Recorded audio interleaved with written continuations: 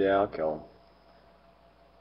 I remember in the mid 20th century they would do these psychological experiments and they would try to see how far people would go to get to nicotine, and they would just go to insane levels. I mean, they'd make them cross like planks over whatever electrified fences, or they thought were electrified fences.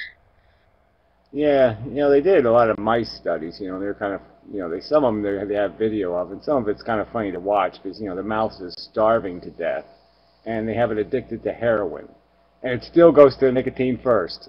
Even before the heroin, it goes to the nicotine. Says no, the first thing that's available, I'm going for. So it takes nicotine over food and heroin. Nicotine comes first. It gets to your idea about consciousness being kind of like programming, and it's like a glitch in the programming code. Yeah, it's just such a neat chemical the way it does it, because it's so subtle. You know what I mean? It's not like it gets you stoned. It doesn't, it doesn't do anything for you except make you not need to smoke. You know what I mean? You smoke and then the need to smoke is gone. But it doesn't do anything else, generally speaking. I mean, it does relax you a little, but I mean, it's just, it's such a weird chemical that it can just put this idea in your head, like I want a cigarette. And the idea just stays in there. It just keeps saying to you, I want a cigarette. I want a cigarette. And so you can't, like everything else you're doing, it's still saying, I want a cigarette. It won't let you think Yeah, of something. I miss those. I miss those intermissions they used to have in, or not that I lived during those times, but those intermissions they used to have in theaters. Because I hate sitting through an entire movie now, and I need a cigarette in the middle. Yeah, you gotta figure out what's the Oh. best part to go take a cigarette break. Well, I guess I'll make that's exactly what I do. I always leave in the middle and have a cigarette. like So. the murder scene or the sex scene. Let's see, which one do I sacrifice? Do you hear about that Yeah. guy that shot up that movie theater because someone was texting? He didn't shoot up a movie theater. Well, he shot the one guy, though. Yeah, well, he's a ex-cop. He's a retired ex-cop. Come on, they shoot people in grocery stores. So, nothing new there.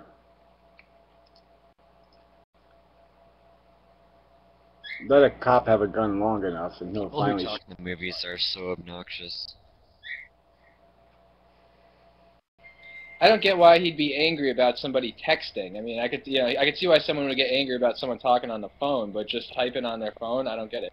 Well, it had to be a phone. Maybe the screen was too bright or something. No, Well, they said he'd done it. He must have had a phone that had the little beepy noise when you click the keys. So it must have been going beep, beep, beep, bop, beep, beep, beep. It must have been making noise or something. I know they said he'd done it to other people, too, that he'd actually tried to follow some woman to the parking lot and was glaring at her and making threatening gestures at her 2 weeks previous to that. Well, I'm he was just looking to shoot somebody, so he just picked somebody he didn't like the look of and just said, he's texting, now I'll shoot him. Yeah. I have the same. There's. You got hit with popcorn. He was stand your ground, man. Well, I'm just saying, if you gave me a gun, okay, fuck you. Yeah, I'd shoot you just for your scarmy comments. Okay, there, you made a trolly comment there. I'd shoot you. Fucking troll. Well, he might. It was in Florida, I believe. I think he might actually try to use that stand your ground defense. Obviously, it's bullshit. I'm just saying he might use that. I don't think he's going to try to use anything but the crazy old fuck defense. Okay, he's kind of. There's nobody who's going to have empathy for a crazy fuck who shoots you for texting. So yeah, he's not going to get away with that. All right, I agree. That's about 4 steps below the Twinkie defense. I think people are done with that bullshit. I know that might have been what emboldened him to do it, though. Well, I'm just saying he should have picked a little tiny bit better target, all right? I mean, he should have just waited for somebody to, like, spit on the sidewalk or something. I mean, fuck, shooting somebody for texting is lame. I know, it seems like assholes don't really kill other assholes, they kill innocent people. Well, the guy probably wasn't innocent, so that's the dig here, right? I bet you if you tell me who the asshole he shot was, I'd probably say, good, he was an asshole. So, yeah, one less asshole in the world, super, and the other asshole's in jail. Excellent. Great start. Let's see if we can have some more of that. I love asshole on asshole crime. Let's have more of it.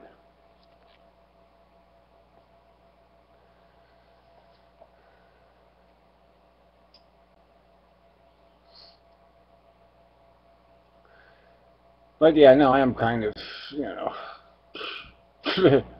yeah, you know, I watched whatever that stupid movie, God Bless America, and yeah, I didn't even take it as a comedy. I took it as like a romantic drama or something. So yeah, to me, that's yeah, sure, it's a good movie.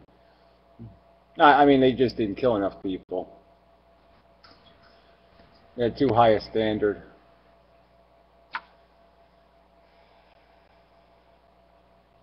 I knew you'd like that movie, Gary.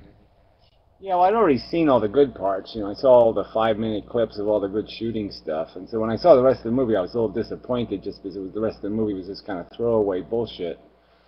So, but yeah, it was a you know, it's good enough. Gary, what was that? Last week you guys were talking about a couple movies and talked to the Papillon, which I haven't seen that, so I rented that. But there was another one about something with a beach in it. It sounded really interesting, but I can't remember what the name was. On the beach. On the beach. Yeah, I actually watched it again just because I got reminded of it. Okay. I gotta go watch that again. I gotta go. Yeah, and that's Ava Gardner's in it, and you know that guy from the guy I like. You know the guy from yeah, the guy from you know, the court guy with the little girl and the black guy. What the hell's the name of that guy? God, it's amazing. I can't remember the title of that movie. I mean, that's a great movie.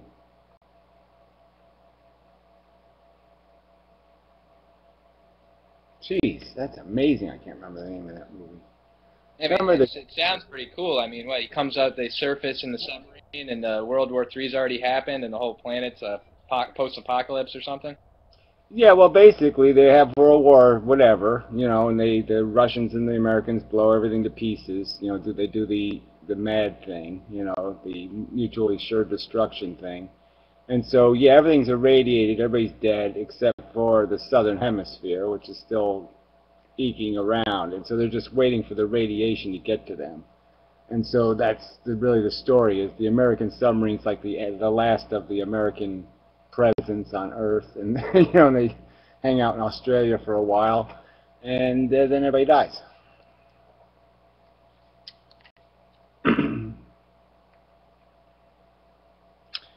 All right, Gregory Peck. Right, and what's Gregory Peck's most famous They should movie? have found a way to navigate around the radiation pockets. Atticus is the guy's name. Atticus. What's the name of that movie? Where he's Atticus? To Kill a Mockingbird? There you go. There you go. There you go. That's the movie I was trying to remember. That's another good movie to watch. Anyway, you got to see that one too. That's classic.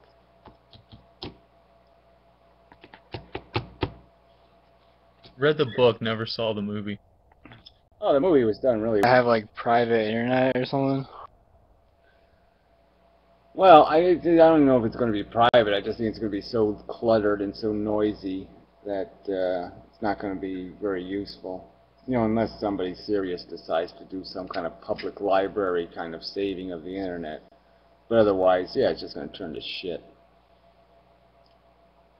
I mean, it's already happening. Google is really, you know, like I said, if you want to search for something, I mean, Google's getting less and less useful. You know, you waste more and more time now going through junk websites that have half a sentence, you know. I mean, there's just all these fake websites that have half a paragraph of the text, or half of this, or half of that, piece of this, a piece of that. And, you know, they're just bullshit, and then you gotta go try to find the real source somewhere, and it's just, you know, it's just bullshit. Do you think there will ever be wetware, so-called wetware? I don't know what that would be. I don't know what wetware is. I don't think I want to wear. Implanting it in your head, like in trying to access an internet through your brain. Yeah, well, I'm all for, you know, virtualizing all of it. So to me, that seems the logical end game. But we're never going to get there. I mean, we're not going to survive as a civilization long enough to get very wet. Or Google will own all of it. Yeah, and it'll, you know, yeah, it'll sell it to us with commercials. Get ads in your brain. Yeah, I mean, I wouldn't play a video game if it had commercials in it, right? I mean, if there was commercials in your video game, I mean, you'd say, ah, fuck this shit. There's a lot of that now, especially on iPad games and things like that. There's all over the place. Yeah, well, fuck that. That wouldn't fit in my brain. I don't play them either, for that reason mainly.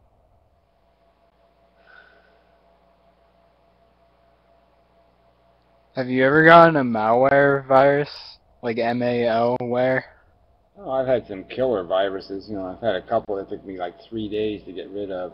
You know, and you had to go through 39 steps and, you know, stand on your head, spin around 3 times, reboot, jump up and down, spin, reboot, you know, delete 19,000 files, fuck your computer up entirely, reinstall the operating system, start over.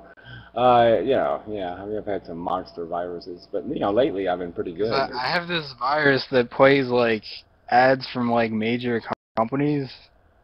Like it's this little thing that'll pop up on your internet, and it'll show like ads for like, I don't know, like Target and corporations like that. So I'm wondering like if they put it out somehow, because I don't know why a virus would want to play their ads.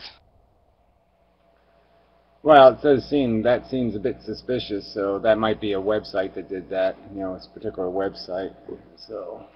Well, I mean, what about this whole this whole net neutrality thing now that's failed now, so that your service provider, the company, can actually regulate which websites are slow and some are fast? Like the companies can kind of control the content now. No, they can't really. Realistically, The cable service providers can give preferential treatment to certain websites, or they can slow down other websites. There's things they can do. They can't do it without my permission, so I'm just saying, why would I have a service provider that wasn't going to provide me the service? So I'm not going to, if Verizon starts doing it, then I'll find another provider. I mean, that's bullshit. So you'd have to have a company that did it overtly. They have to put that in the terms of service, that we're going to deny you the right to look at certain content. And I'd say, fuck you, go to hell, bastards. I ain't paying you $50 a month to deny me access to the internet, so fuck you. And then if it's a website that's getting, I mean, there's a lot of websites now that are writing for free. Yeah, so now they're going to have to pay for their bandwidth. What's wrong with people paying for what they use? I mean, I just don't think we should have ever mixed the two subjects of the right to access and the right to, and whether you have a right to package services based on usage. Of course they should have a right to package service based on usage. There's no reason why I should pay the same price as you pay if you're downloading movies all day. I mean, I'm a heavy user, so I would pay more, but I'm just saying I should pay more. If I'm using it more, I should pay for it. There's this ISP in Germany that blocked Skype because they also run the telephone stuff. So since you can't call free on Skype, they blocked it, so the users of that provider cannot access Skype. Yeah, well, I'm talk to this German. There's other service providers usually, so I'm just saying, unless they got you hold where you can't make a choice. Yeah, we had to find another alternative because Skype was blocked, but I just found it a little bit silly. I'm just saying I don't see how a company could survive doing that in America. I'm just saying if a company started doing that in America, people are going to get pissed off. Yeah, I think it's weird they accept it in Germany even. I mean, it's, yeah. Didn't Germany even block Google trying to be all Big Brother? I don't know, but this company only did it because they didn't want people making calling for free, you know. They wanted their, yeah. Since they also operate the phone line thingies. Doesn't in Europe oh, sorry. Well, I'm just saying, I don't think then you're not an internet service provider then, you know, you're a special services provider, but I don't even think you should be allowed to call yourself an internet service provider if you're going to block content based on your own serviceable interest. You're not a service provider then, you're a service non-provider, you're a service blocker. You know. So I think people like that would still be, I think a company like that, frankly, would be subject to a lawsuit in this country. I mean, I think if a service provider tried that, they would have to change. They wouldn't be allowed to call themselves an internet service provider. because that's not providing a service. In Norway and places like that, don't they have publicly owned utilities that are involved with phone and internet and things like that? So, well, I think the cables are public, but there are private companies, private providers, but the infrastructure publicly, I believe. Have really nice cable connections in Norway. Yeah, I got to experience that. Very good prices as well. So yeah, I think the U.S. is high here, but I mean you do have choices, which is good. I mean I like this FiOS stuff. You know, this fiber optic crap is pretty good. So I have the lowest possible option, and that's I'm not sure in megabits. It's 3 megabytes a second up and down. So you just time it by 8. How much is that? Divide by 8 to get the megabit. 3 megs per second, anyway. Up and down. Yeah, I know the U.S. has something like the 30th something fastest internet in the world. I think even Ukraine is ahead of us. yeah, well I know, but it's, like I said, the infrastructure is uneven. So some people, like I said, I mean I have, you know, you can't get it. You know, if I wanted to pay for it, I could get even more. I'm just saying that the fiber optic stuff is pretty good technology. So. Norway is a tiny country, though, so it's true to cover.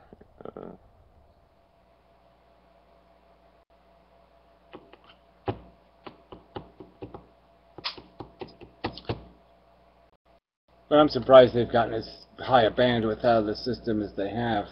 You know, frankly, I mean, I never thought they'd get to the point where they would be able to serve up movies as heavily as they are. So it's pretty amazing in some respects how dramatic an increase in bandwidth there is. I remember those dial-up days when it took like hours to download a few megabytes. Oy. Yeah, well, even 5 years ago, you know, so much better than it was 5 or 6 years ago in terms of, like I said, just the practicality of it.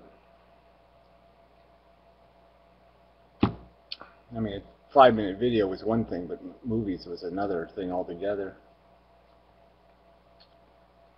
Didn't YouTube recently put 15 minutes on people's videos again? No.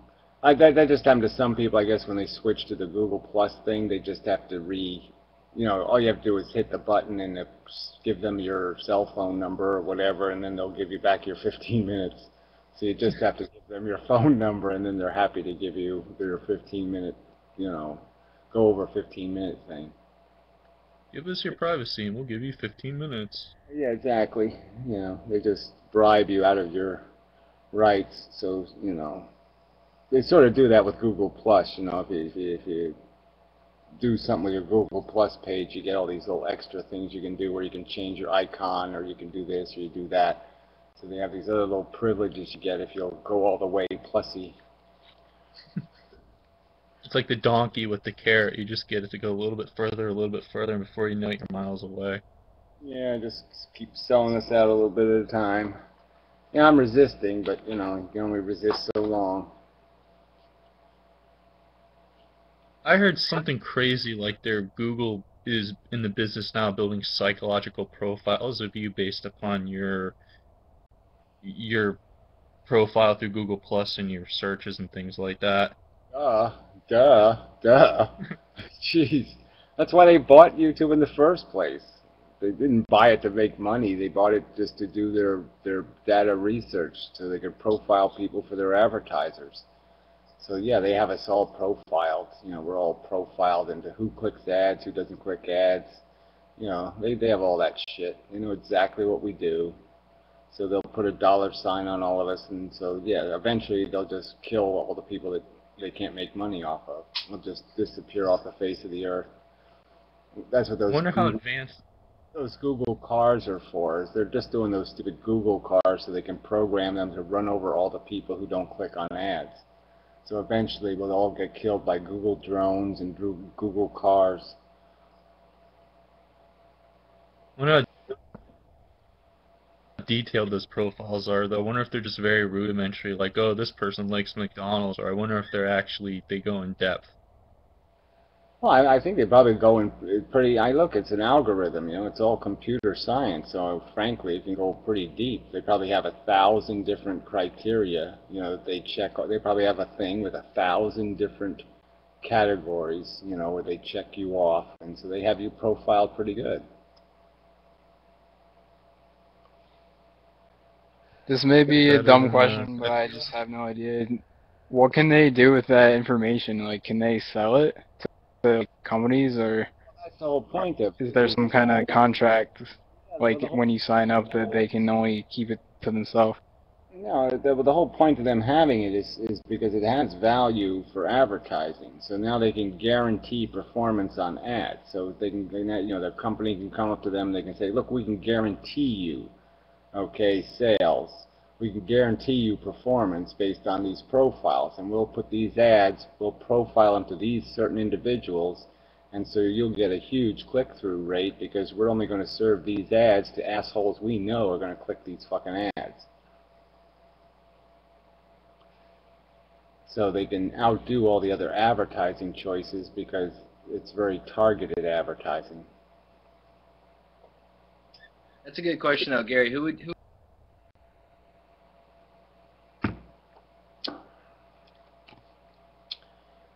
you trust less? Private corporations like Google, they're already...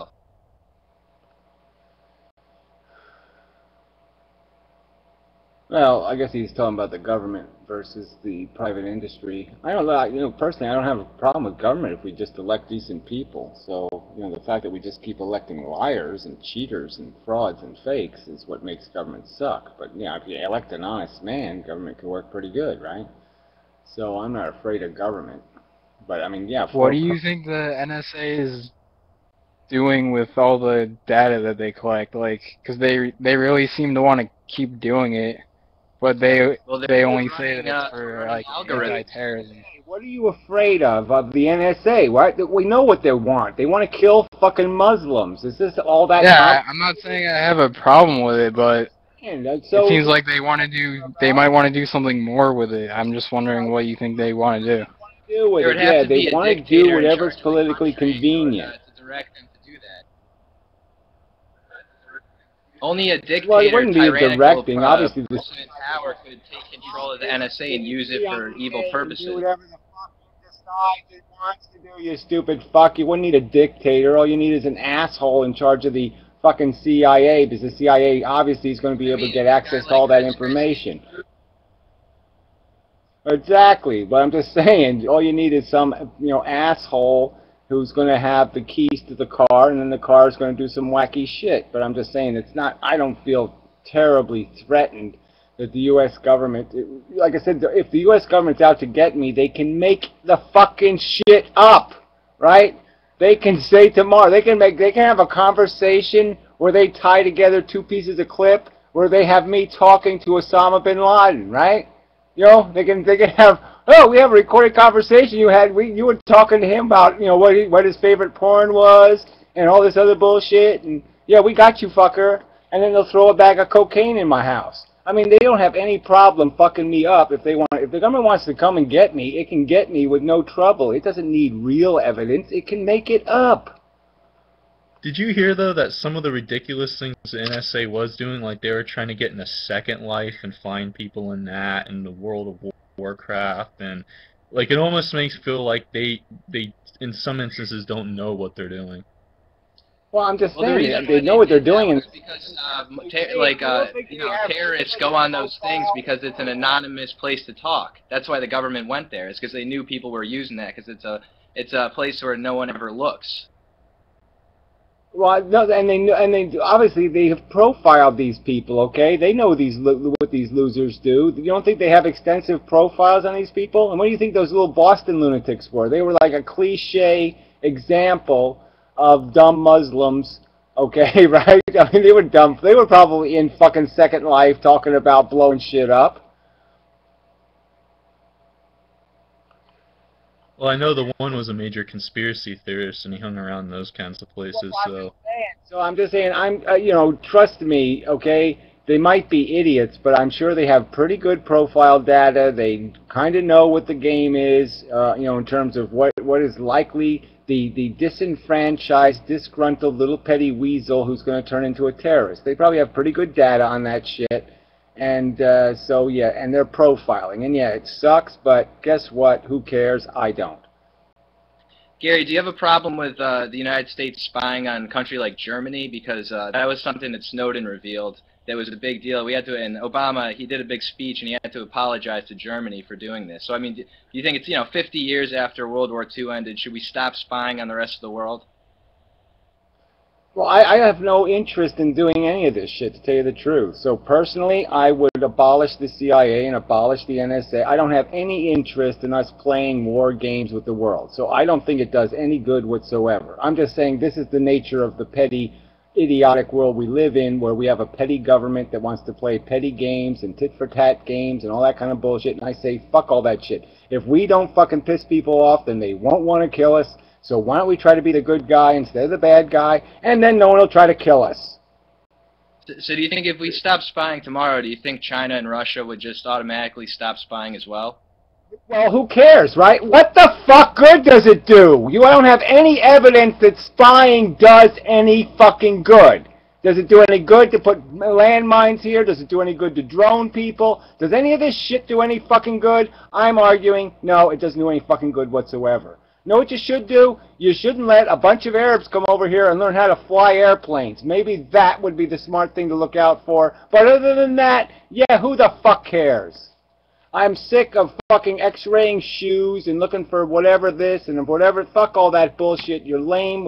As soon as you go down that road, you're wasting your time because you're not going to stop anything major.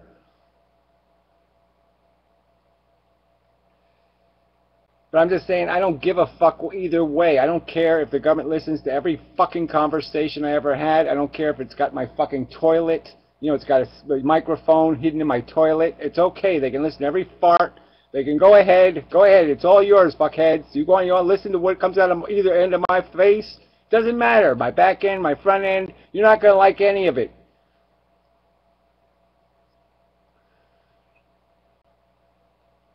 I think another thing they reformed was now that all the data they collect, instead of the government keeping it, now it's going to be in the hands of a private company, where they have to go to court to get the warrant and then go to the private company. So it was in the hands of a private company anyway. I'm sure they weren't storing the information anywhere else but with Halliburton computers or something. So I'm sure it was already being privately stored. Or they were just working with Google and Facebook. They just team up with them. And I mean, so that's why it's kind of silly, because these companies have been doing it all along, and these people are using Google and Facebook, and yet they're all upset about the NSA, even though Facebook and Google are doing the same exact thing.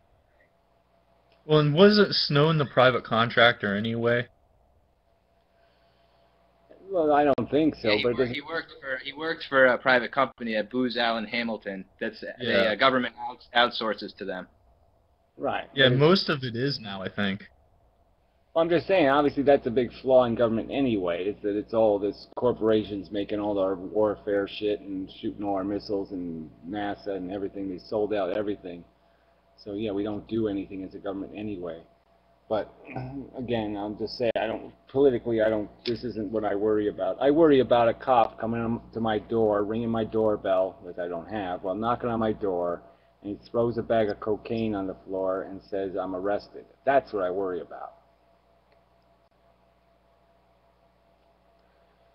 So you're way more concerned about the local tyrants than any national. No, what I'm saying is I'm more concerned about the fact that they can at any minute make the evidence up. Okay? They don't need to spy on me.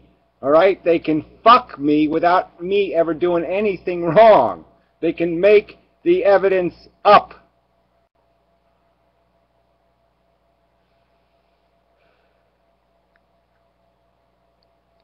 If I mean, the that glove goes fit, for another private person could fuck you too, right? A private person could plant drugs in your house and then call the cops, say you're a drug dealer, and then they get a warrant, you know, because they believe the tip, and then so Well, anyone then can fuck you you over. got some hope then, okay? Because guess what? You could at least go to a judge and you could say, look, I'll take the polygraph test, okay? I didn't have anything to do with this shit. I don't know where that shit came from. You have no evidence of me buying it. So, you know, you'd have some hope of defending yourself against that. But I'm just saying, when it's your word against the cop, you're fucked.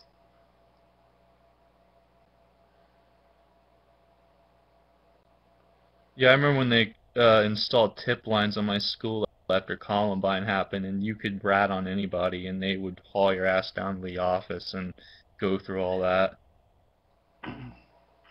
Yeah, so I'm just saying that is more dangerous, in my opinion. You know, having a world where you can't prove your innocence. Like you know, we really should work on this whole idea of having a reliable lie detector, because people need to have a way to defend themselves against the false accusers.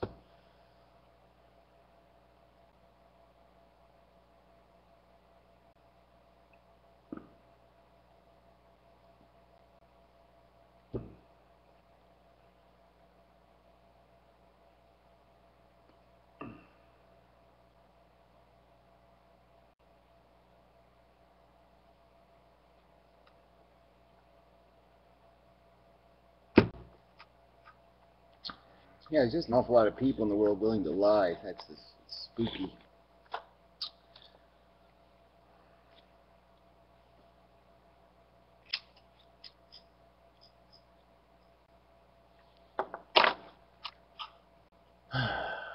You know, enough political crap.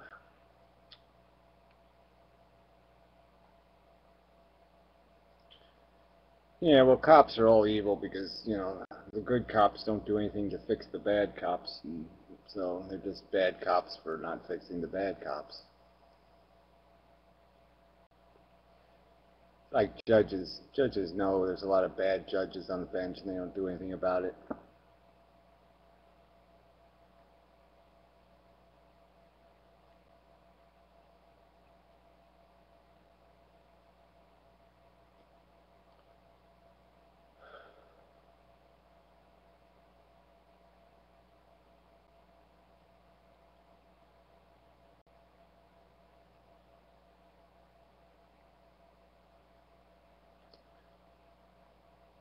Oh, what else is news?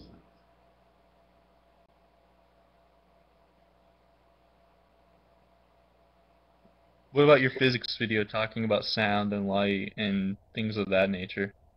Yeah, well, we won't talk about that because nobody likes that subject. It's funny how few views those videos get, like 50 views. The video's got like 60 views. I mean, nobody likes the subject of physics. It's a shame because I remember I talked to you about it a couple weeks ago, and you were talking about special relativity and you always being the same distance from light, even no matter how fast you go, you're always distant from it and everything. It's interesting. Yeah, well, I don't think they get it, you know. I just think people are misunderstanding relativity because, you know, they always do these thought experiments, and these thought experiments are, well, what if you were traveling, you know, 3/4 the speed of light? You can't travel 1/4 the speed of light.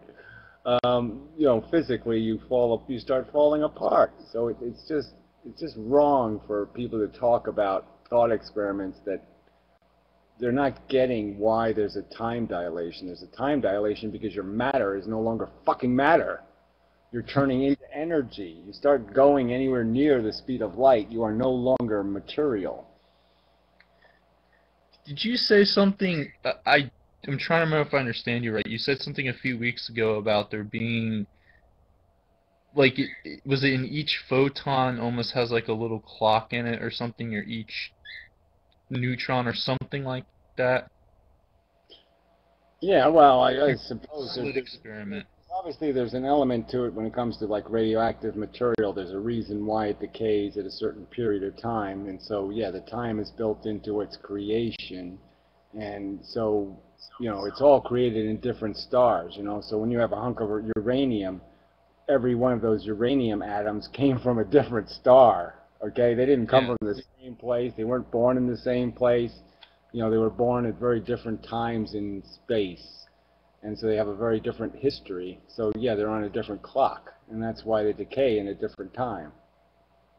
If you think you took one from one star and one from another and you put them together, what do you think would happen? Would they affect each other's time, or would they still go along in that way?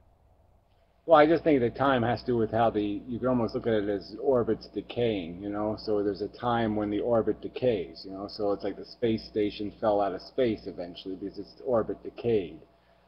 So it's the same kind of thing except on billions of years of time scales, you know? So it's a whole different kind of time scale. So yeah, those effects they're not going to mesh with each other too much. But there is the jitter. The jitter in matter, atoms are moving in the sense that their electron is always moving into different orbits, and its balance, its center of gravity is constantly changing. And so that's a frequency built into the atoms itself. So every atom, depending on its atomic weight, is vibrating at a different frequency. And that's what makes this subject interesting when it gets to quantum mechanics and why does light, how it goes through glass and why it does what it does in glass. And I think that can all be explained based on the fact that there's different elements inside each element, each compound inside the glass, the atoms inside of it as connected elements are vibrating at one frequency, and the atoms themselves are vibrating at individual frequencies. And those frequencies are essentially opening and closing the door, so to speak, to the structure of the glass. So it's almost like one of those time vortexes, but it's like the doors are going in and out, in and out, in and out, and that's what's changing how much light gets through. So do you think the effect is just an amalgamation of these different doors opening, to use your terminology? Yeah, well, I think that's what the quantum effects are based on. So I don't think there's anything magical in the photon. I think there's something magical in the matter that it interacts with, right? So they never take into account the matter the photon is interacting with. They keep talking about what the photon is doing, and there's no point in talking about it's doing something so simple, right? It's moving at the speed of light in one direction. It's doing one motherfucking thing, and it's what the matter is doing is the important thing. And how so is you think they're looking in the wrong place? Yeah, I think they are, yeah. I think the complexity is in the structure of the material, not in the structure of the photon. No, what do you think about not, like, the whole idea of the observer effect, and the minute you measure quanta, it affects it, basically, and you can't measure it and have it be in its natural state at the same time? Well, I think it's just a truism. Okay, that there's nothing, let's say there's nothing smaller than photons, right? Especially like, say, the highest frequency photons would be the smallest ones, which would be like cosmic rays or whatever. So there's nothing smaller you can bounce off of it. So obviously the only way you can interact with it, it's like having a Volkswagen going down the road 30 miles an hour. And I want to find out how fast it's going. I have to throw a Volkswagen at it, right? Yeah. That's going to tell me how fast it was going, but it's going to make a fucking mess, right? There's going to be no Volkswagen left, okay? After I hit it with my Volkswagen, it ain't going to be a Volkswagen anymore. So do you think there's ever any way around that we could ever intervene at that level without affecting anything? Do you think that's an inviolable law? There's no way to interact. So I'm just saying we don't have any structure that we could possibly interact with it. So there's nothing small. Again, I'll just say the same thing over again. There's nothing smaller. So there's no way to throw something smaller. I can't throw a tennis ball at it. I can't throw something smaller. So I'm stuck. You're stuck. There's no way to get around that paradox. There's no way to make it visible. You can only understand it theoretically. You can't understand it practically. There's no experiment you could conduct to know for certain. All you can know for certain is the theoretical part. You can understand the principles and the laws. So I'm saying, yes, we can make it predictable, once we understand the mechanism. We won't have to base it on probability anymore. We'll say for a certainty what a certain photon is going to do. But we're never going to be able to do it. We're never going to be able to do the experiment because you're never going to be able to test it. Yeah. Just some things you can't break down. Yeah, no, you'll only be able to deduce it once you have enough evidence of how all the other parts are working, and you'll find these final pieces of the puzzle you'll pop in, but there's no, it's like having a black puzzle piece. You know what I mean? There'd be no way to tell where Yeah, it goes until you like have a the other. black hole, even. Well, I'm just saying, there's no way to detect until you have the other pieces in place, right? You can't put it in place beforehand. You have to wait till the other pieces are there. Yeah, like I was saying with the black hole, they can't actually see it, but they can look around it and see the planets moving and be able to tell their speeds and tell there's something there. Right, and like I said, we'll be able to figure out that there are variables within photons and within matter that are creating the quantum effects. And so it's not a probabilistic thing, it's an absolute thing. We just don't have those variables yet. We just don't understand all those gates and all those mechanisms. But as soon as we understand those gates and mechanisms, we'll know exactly what's going to happen.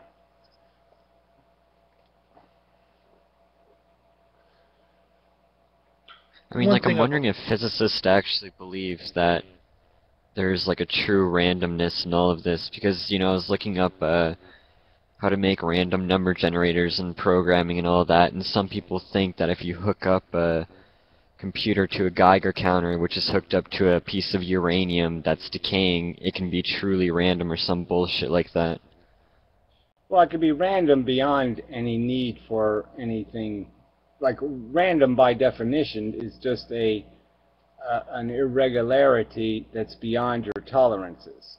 You know what I mean? So it depends Yeah, on but what they're saying like it's truly random. Well, I know. Well, I'm just saying Which- in a sense, it is truly random in the sense that it's as random as a 15 billion year old universe could produce.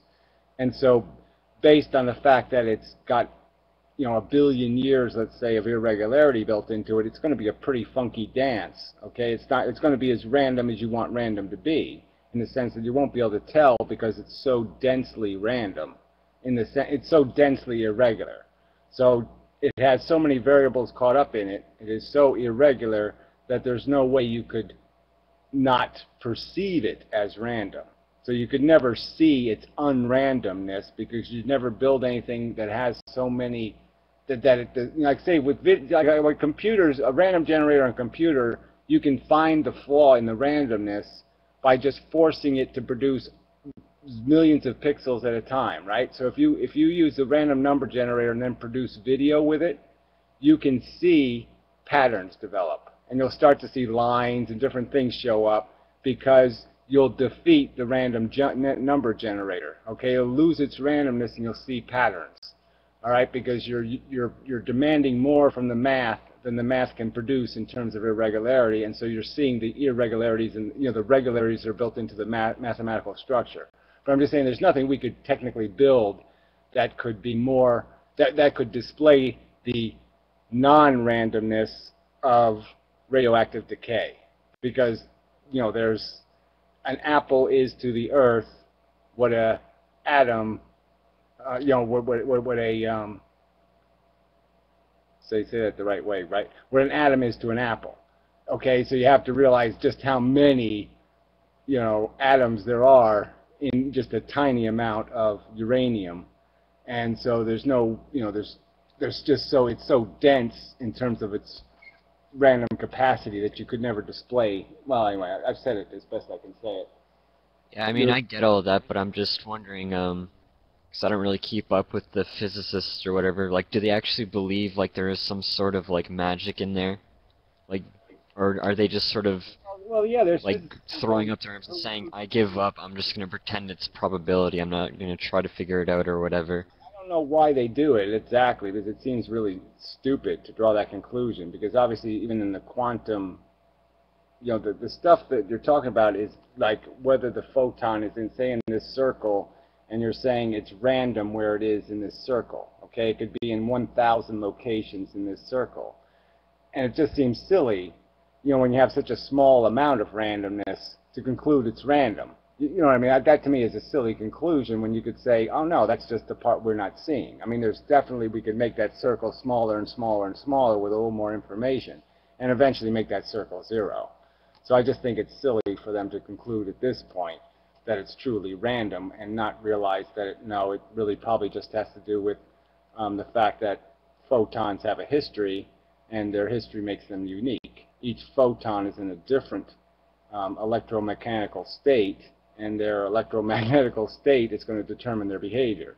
So it's just silly to say they're all identical, because we know they're not identical. They didn't travel the same distance. I mean, that's the big flaw in the two-slit experiment, is that they create an experiment that is deliberately trying to create eccentric photons. See, so they have a really long distance between the gun and the target, and they put a thing in between it, because what they're basically trying to do is get photons to bounce off the surface, bounce off the back wall, and then go through the slit.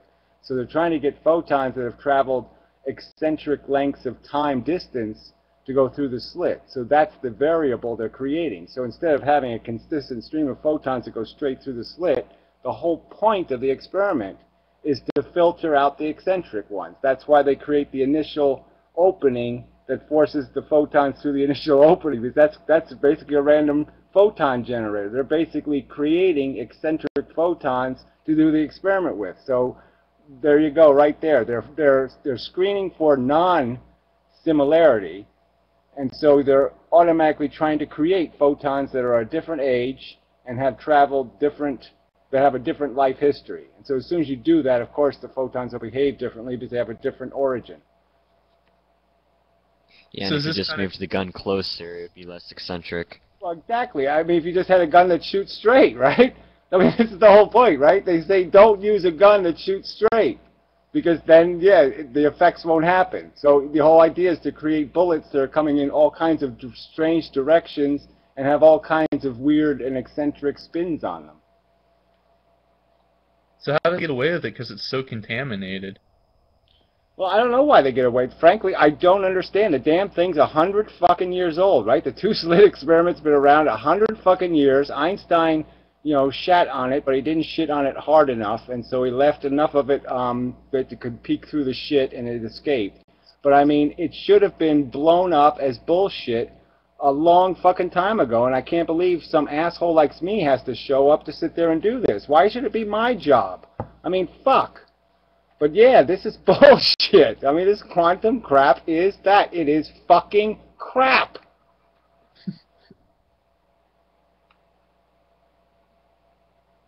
Well,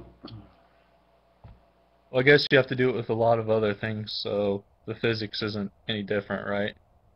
It is true, right? I mean, why do I have to explain to people that life's kind of sloppy and dirty and messy and stinky? I mean, why the fuck? No one else could figure that out? Oh, this is a little bit messy. Maybe we should figure out whether it's worth doing because it's kind of messy. You know, I'm kind of curious that, I don't know, maybe you don't know this because it would be hard to comprehend, but I've seen over the years how fanatically people hate you and the lengths they go to fuck with you, and I wonder what motivates them so much. I mean, I'm too damn pretty, okay? It's just about the fact that I'm too fucking pretty, okay? And nobody likes pretty people. because I'm thinking if these sorts of people are such life lovers, why are they going to these lengths? You know what I mean? They should be out like in the sunshine or something, seeing how beautiful life is. Like they have nothing better to do with their life than play troll on the internet, you know, and you're just saying, wow, and I'm the loser? I don't think so. So you think it's more they just want to fuck with you versus they really are life lovers? Well, I think that's usually the thing, you know. It's just that people hate people for whatever reasons. Why does somebody hate, you know, like sports teams or something? People, I hate the Boston Red Sox. I want the Boston Red Sox to die of cancer. You know, I mean, people get all nutty about shit, and you're just saying, why the fuck is he so nutty about that? Because, yeah, I mean, because, like I said, when I think of life lovers, I think of people who are all, like, fruity and optimistic. I don't think of people who spend their time on the internet harassing people and, you know, dropping docs and all that shit. You know what I mean? Life lover's a tricky word, you know, because they're not really life lovers. They're just, you know, they obviously have their Stoic philosophy or whatever the hell it is, and they're a defender of, it's a kind of religion, right? So they're sort of defending their religion of Stoic obedience to the principle of survival for the sake of survival, or whatever the fuck their ego is stuck to. You know, and maybe they've had a kid or two, maybe they're invested for some other reason. Maybe they just don't want to call their mother a dumb, skanky whore. But whatever it is, there's some reason why they just can't get the idea that, oh yeah, well maybe life is kind of a dumb thing to be having. You know, maybe it's not too drastic. It's like I'm saying, these people don't just debate you, like they go to great lengths to harass you and fuck with you, and I'm just like, what could be, you know, the motivation there? I'm just trying to figure that out. I don't understand it. Yeah, well, it's just knocking the king off the mountain thing or whatever the hell that is. They're just resentful of my charm and eloquence, and so they wish to destroy me. Because I'm too charming and too eloquent and I've outsmarted them too many times, and so yep, that's just I just win. You know, I win too often, and so they got to knock the winner down. So you think it's just, yeah, they just get so invested in the argument that it becomes an ego thing, I guess. Yeah, I think that's all it is, frankly. Everything's an ego thing. Everything. Yeah. Yeah, they hate my freedom. Yeah, that's it. They hate my freedom. Did you ever make a video like similar to your consciousness video where you do something about the ego, like draw out like a map of the ego? Oh yeah, well, I've mapped the brain about 50 times. I don't know, it must be at least 50 videos where I have a brain map. So, and every one of them looks like a piece of shit, but yeah, you know.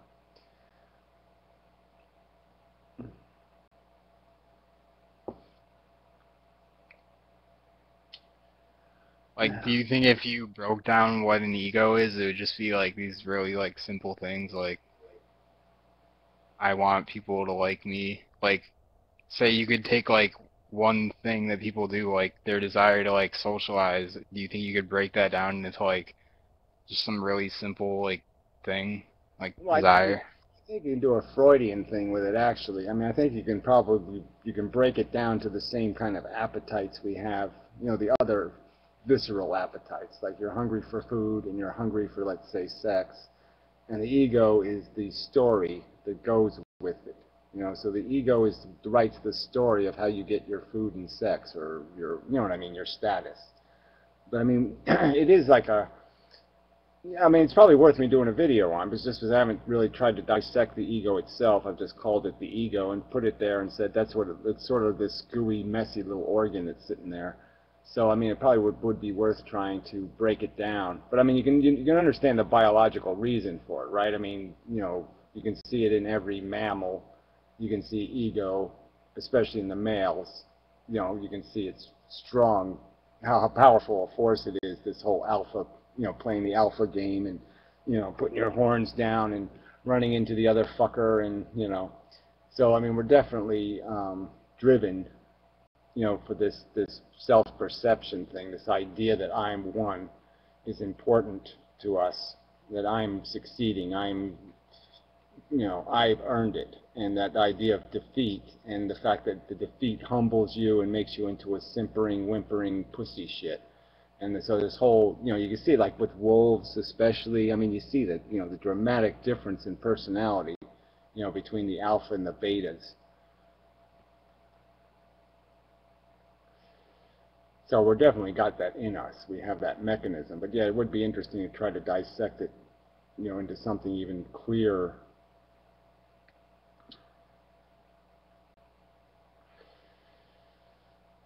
I don't think that would be Luddite. You wouldn't say ugly cunt. Faggot? No, you wouldn't say that.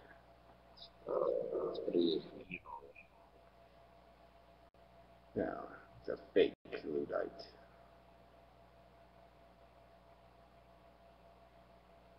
Hey Gary, you said quantum mechanics is bullshit, but actually quantum mechanics has a greater precision than the general relativity. Hey! Stop. Prove that I said quantum mechanics is bullshit. Well, I think... Show me where I said quantum mechanics is bullshit. I think you're... Quantum mechanics is math. Okay? What is bullshit is quantum theory. That's bullshit. The mechanics are built into the theory. No, I'm sorry. No, you can't play that game. Okay? No, the theory is multiverse. The theory is string theory. The theories are numerous, convoluted sacks of shit. All right? The mechanics, quantum mechanics, the math, is just math. It's just probability math. It doesn't say anything extraordinary. It doesn't talk about randomness. It doesn't say the probability is anything real. It doesn't say that it's being created by a random number generator. It doesn't say anything. It just says we can't know, we don't have enough information to say where this photon is at this particular moment in this explicit second of time. And that's all it says. It doesn't say anything. It just says we're going to do the math even though we don't know exactly where it is. We know a probability, and it just takes the probability. I call it error math because it's just basically taking a huge error and just moves it through the math without letting the error destroy the math. And that's all it does. And it does it by creating this complex mechanism of vectors, and what's the other thing it uses to protect the fact that it doesn't have sufficient. It's like decimal places, right? And when you do math, you have to have the proper number of decimal places in the numbers you're doing, and so there's no point in doing math when you have one variable with only one decimal place. Then all the other decimal places, you might as well just throw them out in the woods because it doesn't matter anymore. Figures. Yeah, because you already have significant digits. So you already broke your significant digit rule. And all fucking quantum mechanics allows you to do is to do the math without the significant digits. Yeah, actually, Gary, that raises an interesting point because, if I asked you to give me a 4, you couldn't give me a 4, so math is kind of subjective. But how do you think it, unravels in with the 4? 4 is a category, okay? That's all 4 is. It's a category. It's not complicated. 2 is a category. And things that get put in that category have explicit and certain and definite and absolute characteristics. So it's not something I can't give you. It has an explicit definition. It's not an inexplicit definition. It's not a vague definition. It's an explicit, naturally occurring, factual, existing thing. 2-ness exists, 3-ness exists, 4-ness exists. These are not fake things. They are real things. Yeah, no, you just agree with what I said. You can give me 4 of something, but there is no 4. Well, I'm just saying there is 4 as a concept. A concept is a category, has a definition, and math has very explicit definitions. There's no problem with math. Math is a discovered, it's a revealed truth. Math is not a made-up truth. So 4 apples and 4, glutons are not the same. It's just a number. They're the same. Who said they're the same? They're the same in the sense that there's 4. They're the same in that you call them white, or you call them black, or you call them green. That's what they are. Yeah, it's a descriptive definition. It's not something, though. It's idiotic not to say it's not something. It's a fucking description of a real event. It's like rain, or it's like magnetism, or it's like electricity. It's a real event. We're describing its realness. 2-ness is a reality. 3-ness is a reality. 4-ness is a reality. It's not fake. It's not made up. It's not inconsequential. It's fucking real.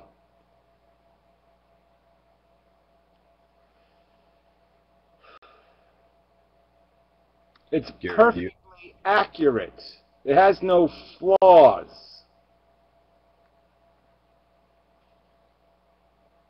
The only physics theory that provides a somewhat accurate description of how things work at the quantum level is quantum theory. I mean, Newtonian mechanics doesn't work at all. I'm sorry, there's no such thing as quantum theory, so it's just crap, all right? What quantum theory are you talking about? I'm talking about quantum mechanics. The equations of quantum mechanics. Theory. Quantum mechanics is math, okay? Again, you're just not getting it. Quantum mechanics is mathematics.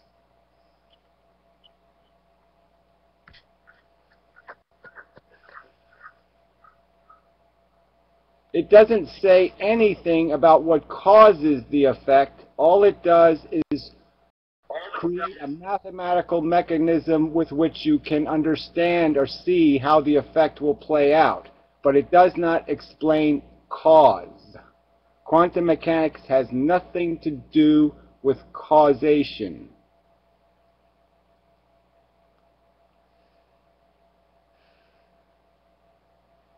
Again, it's all just probability. You can see it in the numbers. I mean, you can use Feynman diagrams and and understand it explicitly. You can understand that this is something that these probabilities happen for a structural reason. You can almost see it in a Feynman. I mean, I don't know why Feynman didn't even just say it. Like, look, I got the diagram here. Basically, we understand that this is a physical mechanism. I mean, Feynman even said that in one video. I was happy about that, where he actually said the idea that he thinks the whole thing breaks down to a checkerboard. That it all breaks down to a very simple mechanical structure, and that we can't see it because it's too small and there's too much of it. Yeah, well, I mean, I've heard like everything could be pixelated, almost like a a Sims type of environment, and that doesn't seem too far off. Well, I'm just saying that the mechanics behind quantum mechanics are mechanics. They're not fudge. They're not magical. It's a mechanical process. These photons have a condition, and their condition, as I'm pointing out with the two-slit experiment, their condition is unique, and that's why they behave differently than each other. One will react different than the other one because they have a different source, they're a different age, they are going to electromagnetically react with material splits in different ways because of their different origin.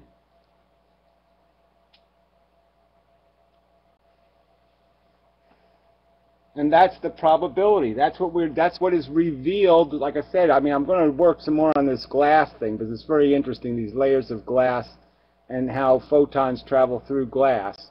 But because it's really interesting on how, the effect of how there's, how you get double the reflectivity, and, based on how thick the glass is, it changes how reflective the glass is, and really interesting effects. But all those effects are being caused by a mechanical process, not a magical process.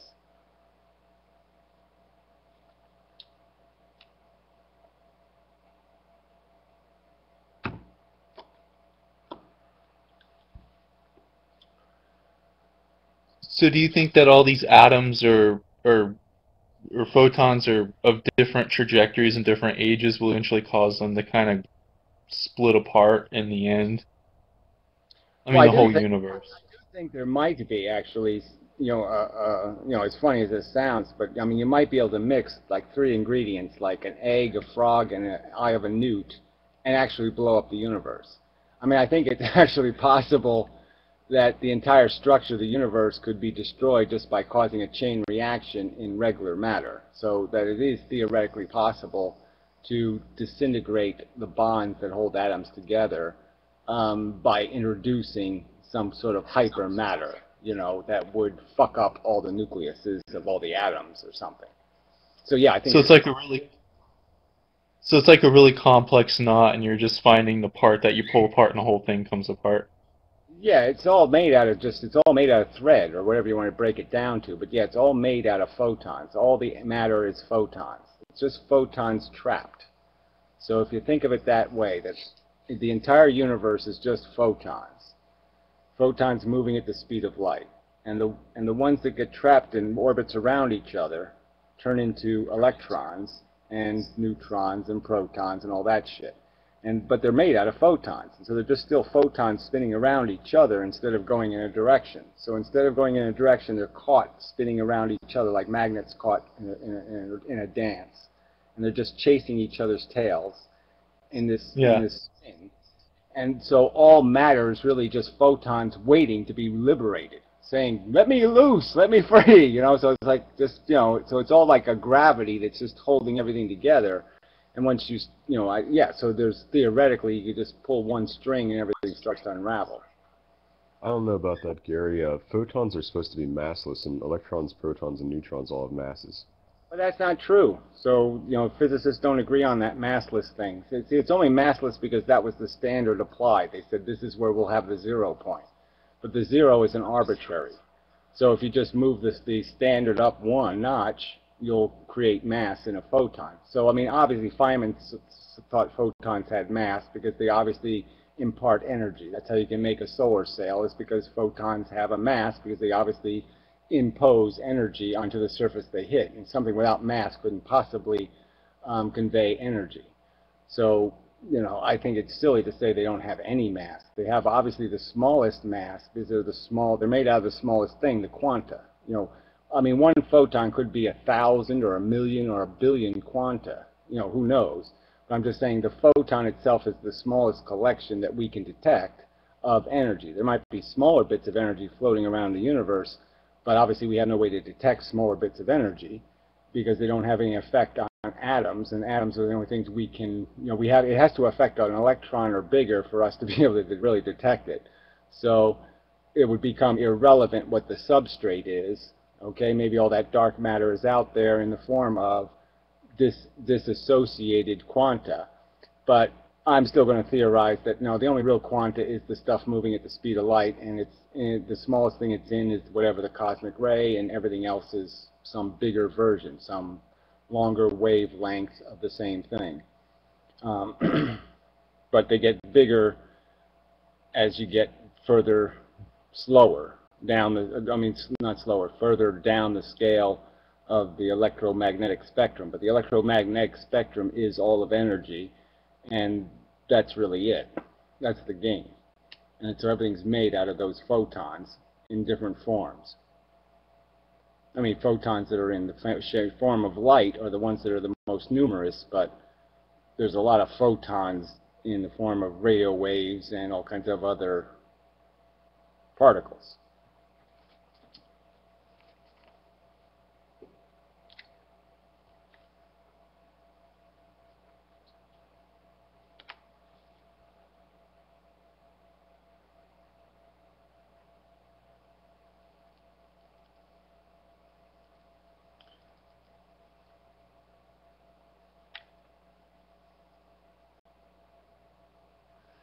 But yeah, thank you for the conversation. I know it's a subject that most people hate it, so I don't want to stay on it forever, but I really find it interesting, physics.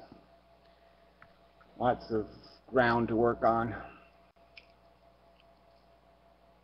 I know it's fascinating. There's a kind of beauty to it.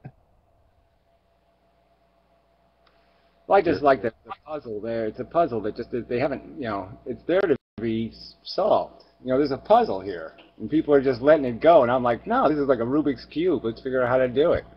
You know, I mean, it's there to be solved. Nobody's done it. No one's drawn a really good picture of what the fuck the universe is doing. So Gary, you were saying that you thought the photons have like maybe a really small amount of mass, but have you ever considered that it might just be pure energy, and like when that energy hits something, then maybe it like converts to mass or something? All it can hit is an electron or a nucleus of an atom. That's all it can hit. So you have to explain this energy just floats around, it hits an electron and imparts energy onto the electron. And I'm just saying, I don't think that makes any sense, because then the electron releases another little packet of energy. I mean, I think it is a thing, you know, so I just don't think there's any point in saying, and I just don't see any reason to say it doesn't have mass, because it acts as if it has mass. It has all the properties of something that has mass. It's deflected by, Einstein proved it. Okay, I mean, light is deflected by gravity. How could something with no mass have its trajectory altered by gravity?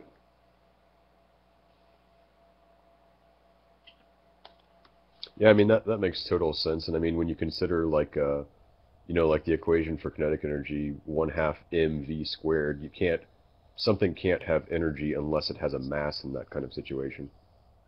Yeah, well, like I said, I just think that the reason why it's perceived as a neutral mass is just because it's the starting mass, you know. So, you know, it just got called 0 when it probably should be called +1 or whatever. You know, it's just the scale, you know, is a little bit broken. They just made the ruler a little bit wrong, because they didn't realize that their scales can't measure the smallest thing. Because you can't make a scale to measure the smallest thing on, right? What are you going to make the scale that you measure the smallest thing out of, right? So how do you measure the smallest thing? Right, yeah. Right. At the same time, though, photons, they don't accelerate to the speed of light. They just immediately are at the speed of light. So it seems kind of unlikely that you could I know, but accelerate the some acceleration is mass. the key word. I know, no, but remember this.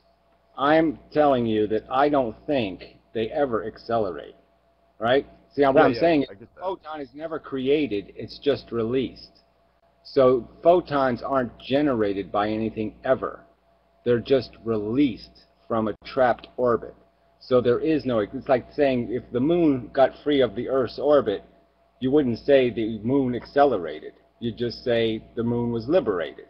So there is no reason why it would accelerate because all you're doing is liberating something that's been trapped.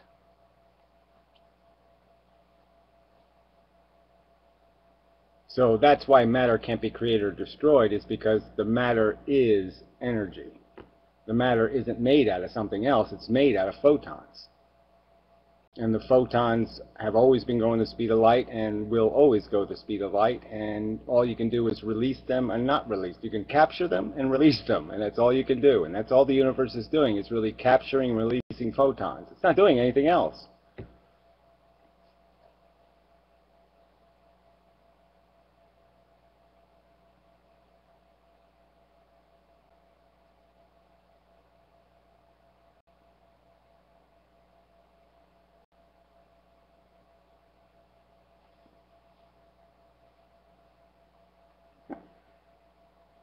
So my vision of the universe would be like some sort of three-dimensional grid, where you can bend some of the grid work, with gravity and such, and it's just photons traveling through that grid work until they get caught in these loops, and these loops become, interlocking, like interlocking rings that a magician uses. You can, they have an opening at the end, an overlap, and they can hook onto each other so the loops get caught. And that starts to build your matter. And I kind of, what I like is I have this vision of an electron as two photons rotating. So that creates your spin on your electron. So if you have two photons that might be a string of quanta, like little beads, and they get tied into each other, then they start moving in a circular manner around each other, then they start using up their speed of light because they're using some of their speed to go in the circular manner. So that's why electrons can move at variable speeds. It's because the faster they spin, the slower they move laterally. So that's why electrons can move very, very fast or pretty damn slow, is because it all depends on how fast they're spinning. This probably seems like a really silly question, but what is actually like an electron? Like, how would you describe an electron? Because I've been trying to figure that out, and I've been looking it up, but I can't really Well, I understand think what an the fact, electron actually is, or a proton. well, electrons have a wonderful fascination for photons. I mean, photons and electrons are, they're doing most of the interacting in the universe. So electrons are always releasing photons and capturing photons, and this is what they're doing all the time. So I think the idea of thinking about an electron as just being a bunch of photons, okay, they're trapped. They're all like magnets. They got all stuck together, and so they're in a they're in like a DNA molecule, so it's a double helix, and they spin around each other. And when they're trapped inside an atom, what I'm suggesting is that they're trapped inside a loop, so they're chasing their own tail. So like they're a bunch of magnets all stuck together, and then at the end point, they don't quite stick because it's north on north or something. So there's a little gap at the end, but they're still chasing the end, and so they're just chasing their own magnetism in a sense, and they're just spinning on that at the speed of light. And well, not at the speed of light because they're spinning at the same time. So that's what makes it complicated. But yeah, so just think of it like you could say 1,000,000 photons, or you could say 1,000,000,000 photons. So you could say an electron is like 1,000,000 photons just caught in a loop around an atom.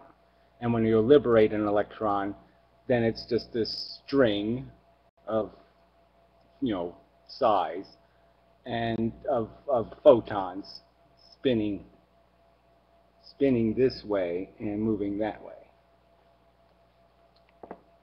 That's probably one of the problems I had with learning science in school. They never really broke anything down for me. Like, I mean, what actually is an electron? Like, what is the actual theory behind it? What is the physics of it in Yeah, well, the chemistry model, class and all that? the Now it's extremely model, frustrating. the models suck. I mean, even the current standard model is so convoluted, you know, and they're looking for this bosons and hosons and zosons, and I mean, they're just going to go on forever with these synthetic particles they keep making up to glue everything together. And, you know, I think the whole thing has gotten quite, you know, wonkery. It's just gotten quite wonky. And it doesn't tell you anything about what's really going on. So yeah, the models, I mean, when I was a kid, the models would really suck because they were just like, oh, it's like a solar system. So it's really lame because there's no way you can imagine a solar system with things spinning that fast and, you know, so far away from the nucleus, and, you know, none of that made any sense. But I think my idea of the connecting rings for the orbits makes a lot of sense, because that explains why these orbits seem so eccentric and so distant from the nucleus, is because they're rings connected.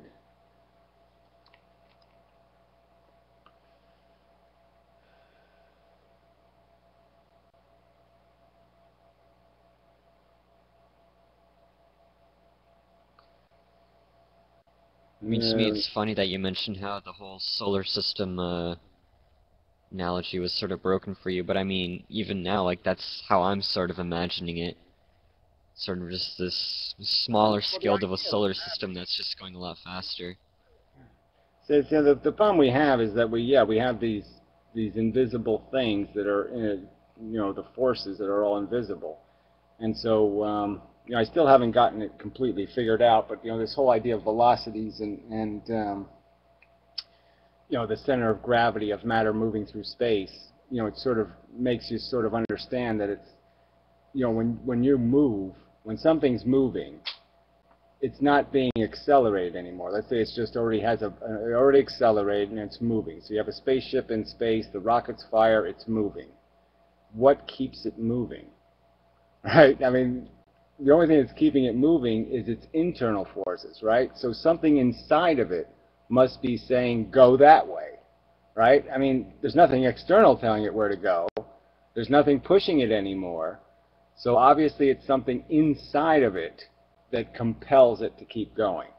And so once you understand it in that way, you start losing this idea of a force, and you start thinking about, again, like, oh yeah, these are mechanical things, not forces. Forces is what we have called the things that are invisible. But the things that are invisible probably aren't invisible. They're real effects. And once you change something, once you change its interior structure, well, if I told you that more of the light inside of the matter of that rocket was moving in that direction now, you know, in its orbits, so all of its matter was aligned up in such a way that when the electrons and the photons spun inside the atoms, more of them spun in that direction than in that direction. So they ended up going that way because more of the light inside of the matter is going that way. So, you know, that's, you know, when you start thinking about it in those terms and you start understanding, oh yeah, it's not a force, it's something that changes the structure in me. So gravity, it isn't creating a force pushing me down. What's happening is gravity is changing the structure of the space with my atoms are in. And now my atoms are pushing me down. My atoms are saying, I want to go to the center of the Earth. You know, in terms of the speed of light overall is heading down. And so the force is inside me, not some external thing pushing me down. It's an internal change in my structure that's compelling me to go down.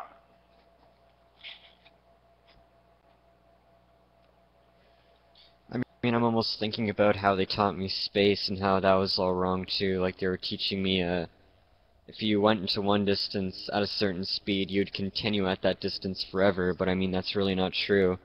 When you revolve around, when you get near to the Earth, or your periapsis or whatever, you start accelerating even faster, even though nothing is really forcing you to move faster, in a sense. Well, I'm just saying what's forcing you is the change inside your molecular structure. So I'm just saying anything that changes the orientation of your atoms. So even something electromechanical, right? Like a magnet, what is it doing? Right? There isn't two things pushing the magnets together. There's something happening to the structure of the magnets that's that's forcing their electrons to point in those directions. So it's all very electromechanical. You can see the electricity and its effects in terms of an electromagnet. You can see what it does. And I'm just saying those effects are just like gravity in the sense that it creates this force, but it's not a force and as if something's pulling it. It's a force inside in the fact that it's changing the molecular structure of the thing. So when you magnetize a piece of steel, what you're doing is changing the electrons, the orientation of the atoms inside of the steel. You're aligning the atoms in a particular way so the steel becomes a magnet. And it has a plus and a minus pole because you have realigned the atoms inside of the steel. And so I'm saying is that all these forces aren't really forces, they're changes in the internal structure of the matter itself, and the matter itself is making it do the thing. So the matter's doing the thing because it's been reoriented, and by reoriented you change its net, the net equation of where its light wants to go.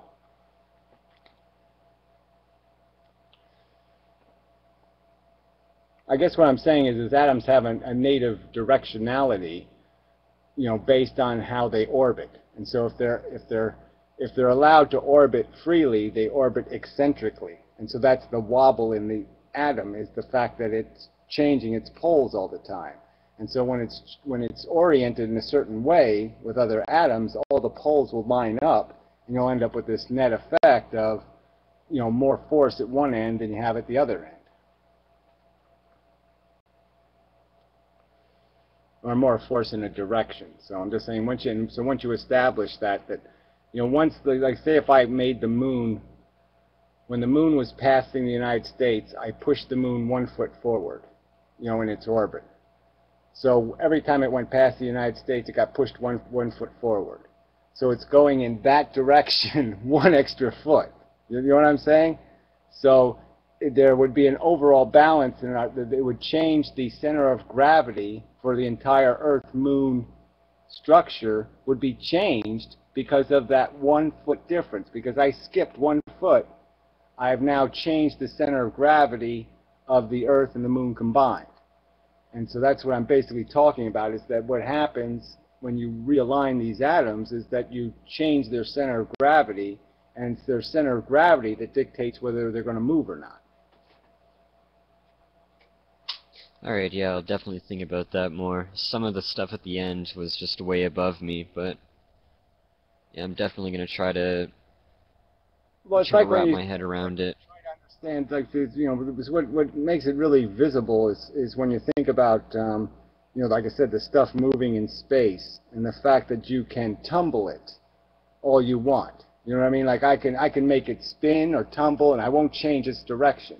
So if I don't change its center of gravity, I can, like, say if I have a little rocket on the tip of the capsule's moving this way, and I have a little rocket here, and I shoot the rocket off, I'll just make it spin this way. It'll still go exactly the same speed in this direction. It won't go in this direction at all. It'll just spin on its own center of gravity. Now, if I hit the rocket right on the center of gravity and then did the same thing, then I would move it. And so now it would be going the same speed in this direction, and it would also have a speed going in the lateral direction. All right, so it would have this diagonal direction be created because of the two different vectors you've created of acceleration. But you can only do it when you move the center of gravity. So it's really important. The center of gravity thing is the whole game. That's the thing to understand, is that everything has a center of gravity, and if you move the center of gravity, you'll force the thing to move. And so what happens inside of matter is the center of gravity is subtly changed by pushing the moon that 1 foot, that idea. So all I'm saying is all I have to do is change an electron, have it move 1 little bit extra on one orbit and 1 little bit less on the back orbit. You know what I mean? Just change the orbit 1 little bit, 1 step forward, and I've changed the entire center of gravity of the entire molecular structure. Hey Gary, have you seen the movie Gravity? It was just made this year. No, but I'll write that one down. Yeah, I did hear that somewhere, so I'll write that down. Yeah, what you were just describing with like releasing a rocket from like not at the center of gravity, they do things like that in that in that movie. You'll probably enjoy it. Okay. Yeah, Well, I mean, it is like a universal theme park kind of movie, but I mean, it is pretty accurate in terms of how space works. Yeah, I mean, they don't make any sound out there and stuff, so it's got that right at least. Yeah, yeah. I always did Star Trek. You know. Do you guys know what the do you guys know what the speed is? That space junk, everything that's floating up there. What do you guys know what the speed is? 27.684 miles a second. 27,000 miles a second. Yeah, that's it. 27,000 Yeah, I got no idea. miles a second. Well, you'd think all that space junk would be dangerous, but I guess because it's all traveling at the same speed, you know, it's like, I think in the movie, one of the satellites gets blown up, and then it's all moving faster, so it's accelerated space junk. Dangerous. It is dangerous. It is dangerous. That's why they stopped. Look, it's one of the reasons why they stopped doing the space shows, because they knew they couldn't go in any high orbits, because they knew they were going to get bashed by a fucking wrench. The Japanese are developing a huge net. That's their plan. Yeah, well, it's going to have to be made out of something damn strong. It's going to have to be able to catch awful small particles, too, but some of that shit the size of a BB, you know, moving at, whatever, 5,000 miles a second, and whatever the thing is, it's fast. Some of it's moving awful fast.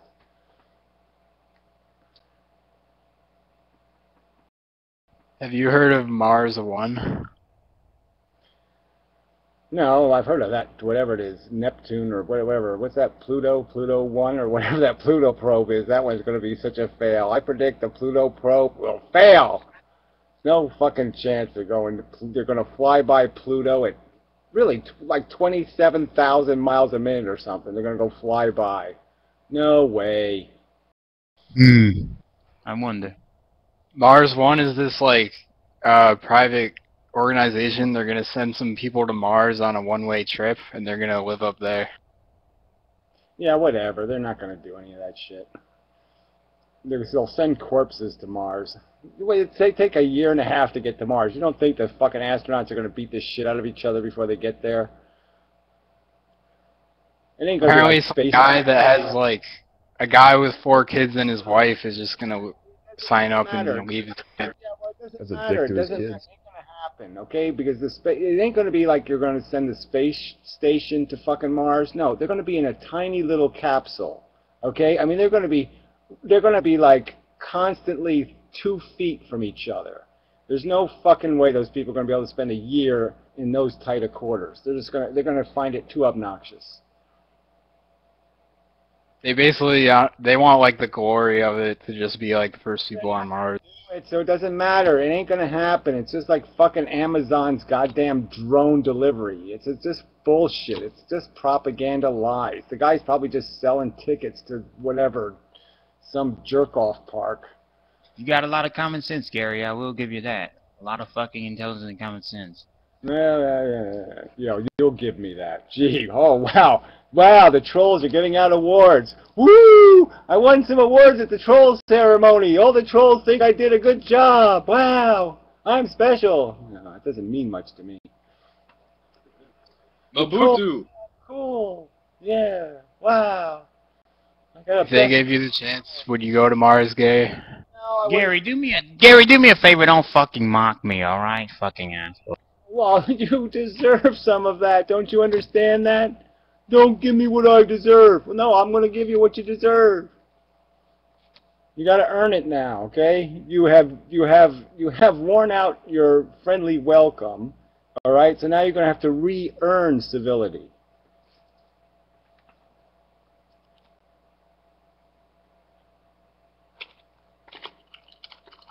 There's a moon landing truther in the comments, and he really believes it, I think. Well, whatever. Who cares? You're a retard. My biggest argument against that, I mean, it's so stupid, but we were in a space race with the Soviet Union, and they never disputed any of it. So if we land on the moon, they would have called us on that bullshit. I mean, we went back 9 more times. The Soviets didn't say a word. Well, it doesn't matter. It's stupid theory. I mean, when you look at their evidence, you're saying, what, are you fucking retarded? I mean, one of the things was like the image in a reflection in the window, and it was like the sun wasn't supposed to be out, and you could see that it's, you know, whatever. I can't remember exactly what it was, but it was like so fucking off, and you're like, well, look at the reflection in the window, you stupid fuck. You know, I mean, it's just, you know, you're like, how? It's like it was like 9/11 truth or bullshit. It was just like, oh, come on. There's not fucking bombs on the bottom of the plane, you dumb asshole. It's a fucking shadow. No. The plane was it was a hologram, Gary. It was all make believe. Yeah, well, whatever. You just, you know, they get more and more desperate, and you're just, oh, please. It's just so stupid. I still can't believe that people would even fall for that. Oh, there's a giant match. You know, does it need to ignite the fire? Oh, yeah, you just plowed a plane full of the most volatile fuel on Earth into a building, and you need a match to light it? I don't think so. And also on the moon, I mean, isn't there like a mirror that they placed on the moon where like you can shoot a laser at it and it'll come back and you can measure the distance? Yes. Look, with a good telescope, you can almost see the shit on the moon. You can see the shit. Gary, why did you ban me when I said that China was planning on the full-scale invasion of the United States? But I not banned you for just being you. I don't know if I did it for that reason, but that's just silly. That's why I banned you. It's silly. It's a waste of my time. You don't understand what time wasting is. I don't like people wasting my fucking goddamn time. Jeez.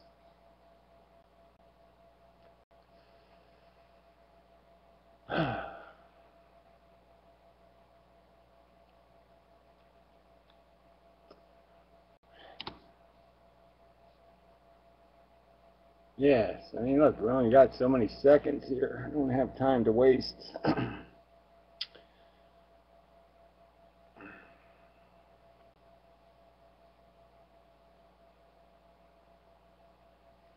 Got all this quantum theory to work out. Gotta make a movie. Gotta wash my dishes. Yeah, Gary, do you ever smoke Newports? Because I have extra Newports, and I was gonna throw them out, but I'll send them to you if you want them. Throw them out? What are you, insane? I mean, like, Fuck you. yeah, you know, I got like 2 packs unopened. Yeah, all right. Well, send them to me, you dumbass. Yeah, fuck. Newports are All okay. right. Damn. It's like burning money.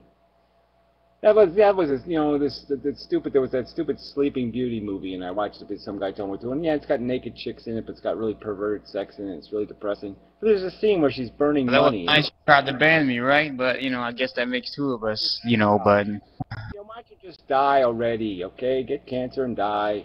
Jeez, troll.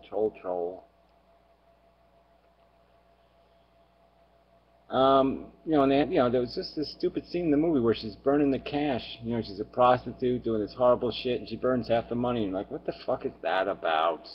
Who the fuck burns money?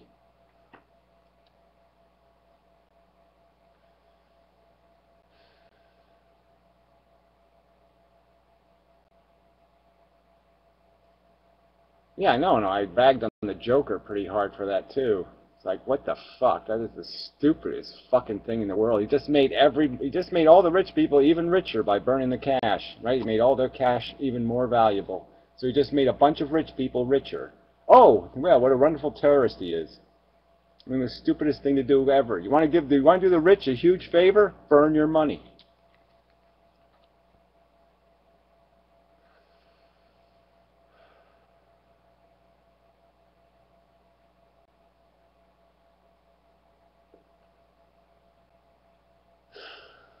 So, anyway.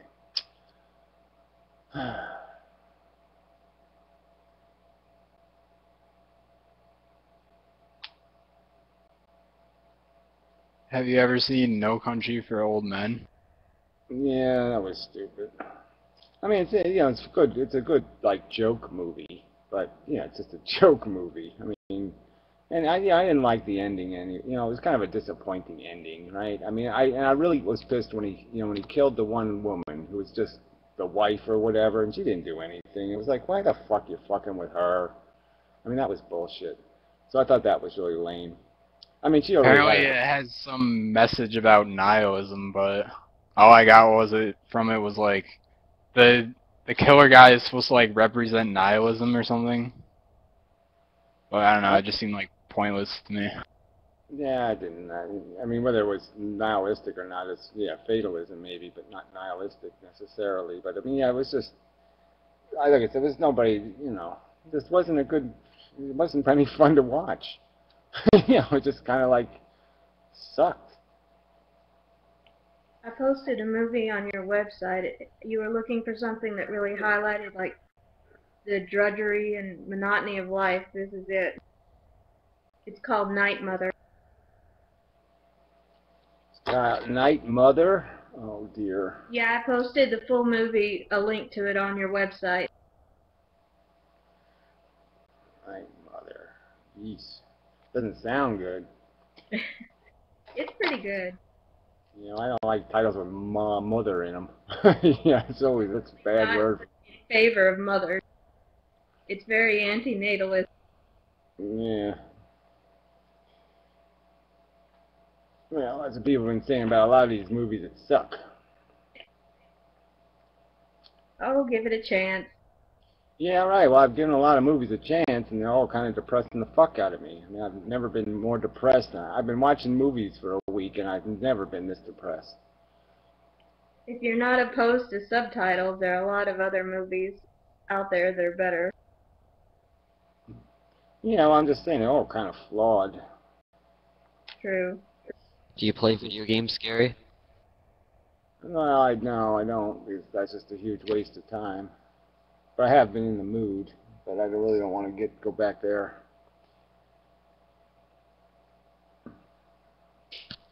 What kind of consoles do you have? I don't have a console. Fuck that shit. I used to have a PlayStation, but it, you know, I was back in the PlayStation 2 days or something, and it farted out, so that was the end of that.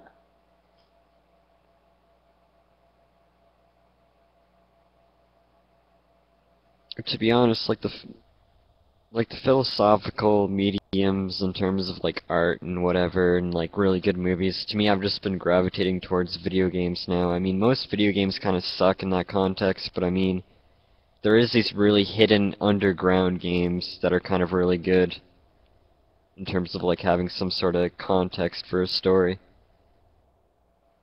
Yeah, well, I'm kind of simple when it comes. I just like the puzzle games. You know, I just did I like the Tomb Raider thing. I played that.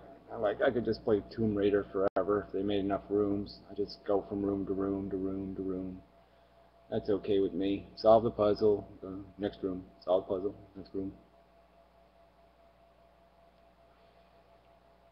But, you know, yeah, I mean, it's all the same kind of themes, basically, right? I mean, just shoot something, figure out something, shoot something, figure out something, you know, blah, blah, blah.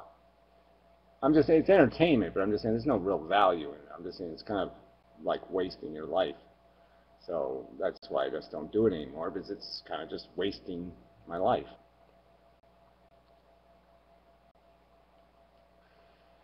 Yeah, well, Tomb Raider really was zen, I'll tell you the truth, though. The music was beautiful music. And you could just sit. Like, sometimes I just sit, you know, by the waterfall, and I just listen to the music and watch the water ripple, and I just, like, totally zen out and just be like, yeah, I'm Tomb Raider. It's pretty cool. Yep. Just sitting here watching the water. Yep. So I did like it for that.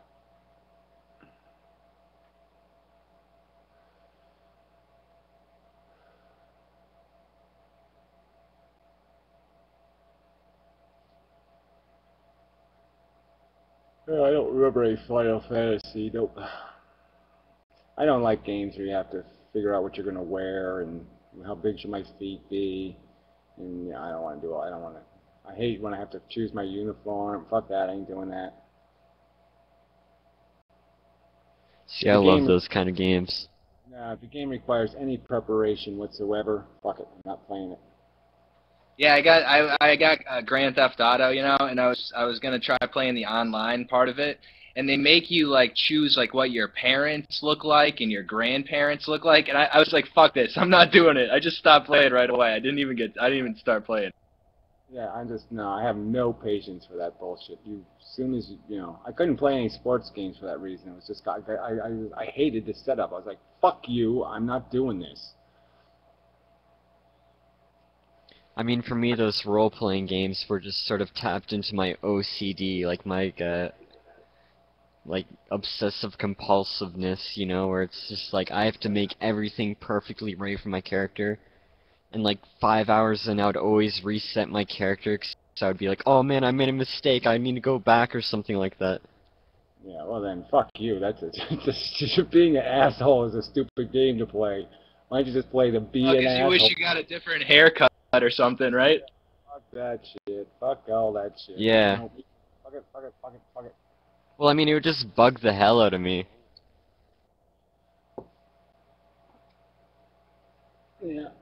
No, I mean, the only other game I liked was like Formula Racing, and all you had to do was pick your... Yep, I picked that one. Zoom! Time to go.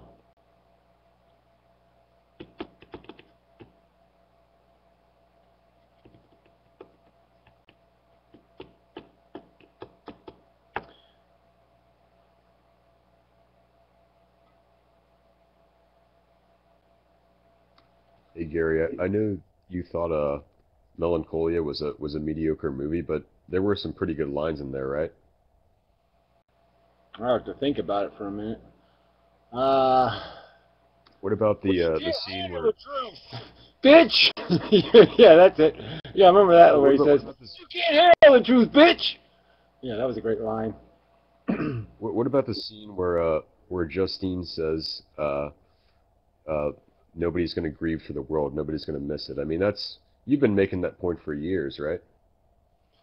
Yeah, but, obviously people say shit like that when the world's coming to an end. It's really easy to say, right? It's really easy to say when, oh yeah, well, it's all over anyway, so it's really easy to say something shitty about life because, yeah, it's over and we're done, so yeah, it's really easy. I'm just saying it takes balls to say it when everything's still working. But, yeah, no, it's fine, but I'm just saying, like I said, in that context, what are you going to say? I mean, like, let's say if we really knew the world was coming to an end tomorrow, what would we say? Well, yeah, human beings did sort of suck, didn't we? Yeah, we really didn't do any of the shit we should have done. We never had the flying garbage cans. We didn't have any of Dick Tracy watches. We didn't have any of that shit. We just fucking suck. Well, we sort of almost had the Dick Tracy thing, right? We just don't have it as a watch, but we got like a cell phone, so it's close enough. So, okay, we did that. We did the watch thing, but we didn't do the flying garbage can thing. But, I mean, we didn't do any of the Buck Rogers shit, really. What else? I'm just saying that, what's your commentary on the human species going to be? You're not going to say, oh yeah, it was so cool. We invented baseball and football and soccer, and we wasted trillions of dollars doing it over and over and over again. Oh yeah, that sucked. So, I'm just saying. But, yeah, I mean, look, it was I like the idea of just forcing people to come to grips with what their life is, and maybe the movie does some of that. Maybe I see it could have had more of that in there. I thought that would have been a very good element to have in there, is to have somebody reflecting on how they wasted their life.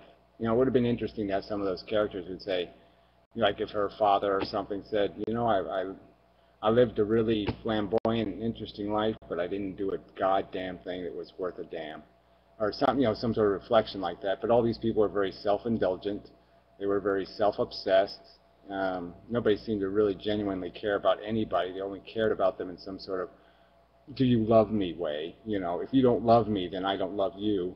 I mean, it was all so immature, emotionally immature movie, right? I mean, it was just crap. I actually thought the first... the ending, right?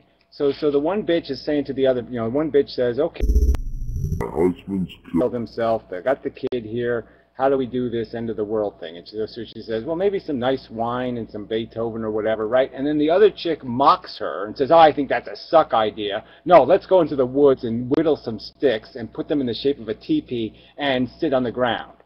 I mean, what the fuck, right? And they did this in the movie when they're playing music, right? So they played music in the movie, in the end of the movie, right? So even though the dumb bitch, blonde, she gets her way and they die under the stupid teepee, right? You're saying, Well, look, they're doing exactly what the other chick said, except they're not having the wine and they're not sitting in comfy chairs. So why not just sit in the comfy chairs and drink the wine with the good music? And because they've already conceded that the good music makes it more interesting, because the movie is basically playing them. Imagine if they didn't play any music at the end, you know, and they just get wiped out and there's no music, right? It would have sucked. Well, the whole teepee thing was just for the kid. I know, but it was stupid. What do you mean it was just for the kid? The kid was, you know, the kid shouldn't even have been awake, right? Because the kid was dog tired just 10 minutes earlier, right? So they should have just let the kid sleep through the whole fucking thing. Why would you even wake the kid up? I would actually say that I thought the main fault of that movie was just like the whole first half of it was a waste. Oh, that first half was... I mean, I was sitting here swearing. I was actually swearing at the computer because I'm just saying, what the fuck is this? I don't want to go to this shitty fucking wedding. I hate fucking weddings. I hate fucking parties and all kinds of them. I don't want to be there. Will you take me somewhere else, please? So yeah, I was really pissed. 45 minutes of fucking family drama. Ugh, puke. We've all seen that a million times. Who isn't sick to shit of bullshit family drama? Well, it just seemed to me that like the first half was almost completely unrelated to the second half. And when you think about it in the context, right? Like later they let you know that, oh, the real context is where everybody knows the world's going to probably come to an end in a few days. And so then you think back to that wedding and you're saying none of these people would behave this way. Why would they spend the last moments of their life at some lame wedding? No fucking way.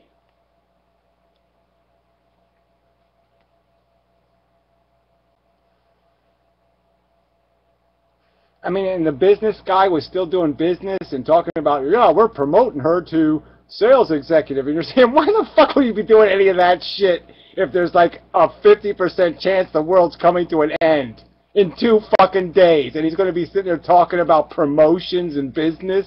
I mean, fucking, that was just so fucking lame. No fucking way that guy would be nowhere near that fucking shithole. He wouldn't be thinking about any of that crap. He'd be thinking about it, well, I wonder if I could send my money into space. I wonder, you know, they'll all be looking for some way to, like, you know, space-proof their car.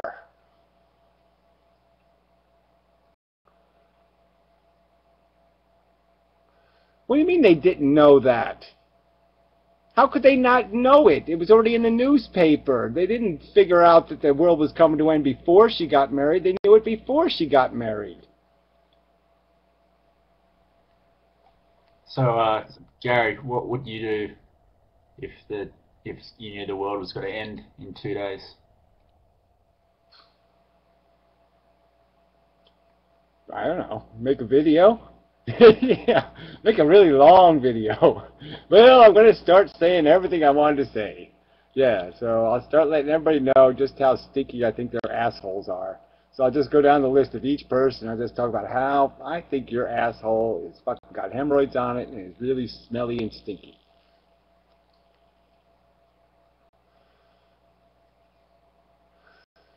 Yeah, I imagine I'll do some whoring around. So yeah, I mean, you know, I'm going to try to find wherever the best orgy is, and I'll go there. Yeah.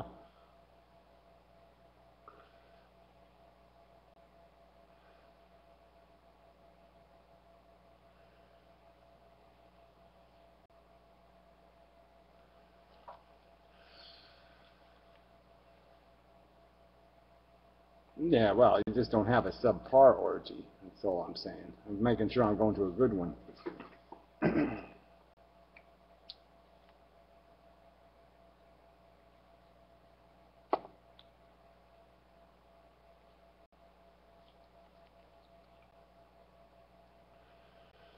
Yeah, exactly. At the pool. Yeah, definitely have to do some pool.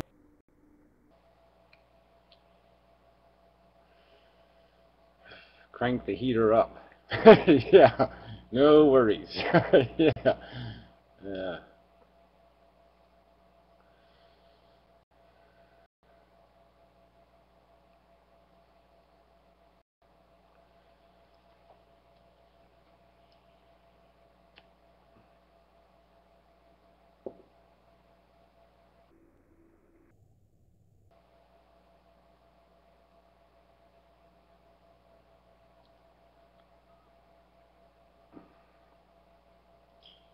I don't know what a Naruto is. If I can't even pronounce a movie's title, then that's really going to be trouble, I think. I hate that. Oh, anime, forget it. Old fan, I don't know if old fan, don't tell old fan, oh, she's in here. But yeah, I saw some of that fucking anime movie she suggested. Holy shit, what the fuck? I couldn't watch it. I mean, I skipped through it, I mean, technically. So I watched probably 40 minutes of it, but I had to just jump. I was just like, oh, I can't watch any more of this. So I kept jumping to see if it would get better. And it just got sillier and sillier. And at the end, the whole universe is flying apart and people are floating in space and shit. And it's just like, what the fuck? But yeah, it was like the worst movie ever made. I don't even know what they were thinking. I mean, I didn't know the Japanese did a lot of drugs, but apparently they do a lot of drugs over there in Japan. Because that is a fucked up movie. You have no idea how wacky the Japanese get. Yeah, and they're not even wacky in some kind of fun sexual way. It's like wacky in silly, stupid, bizarre, fucked up ways. Well, I wouldn't say that, Gary. Well, I'm just saying, it's just not, I just didn't see any, there was just nothing, there's no Gary food in that movie. There just wasn't any.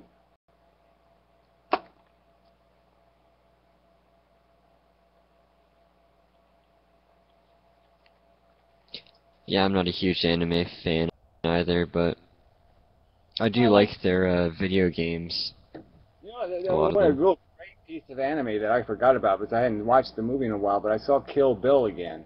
And they have this great anime scene in there, where the one of the characters is her background's described through a little bit of anime. And it's really done well, this little murder scene and stuff, and it's a good little hunk of anime. It really makes the movie interesting. It's a great use of, different media in that movie.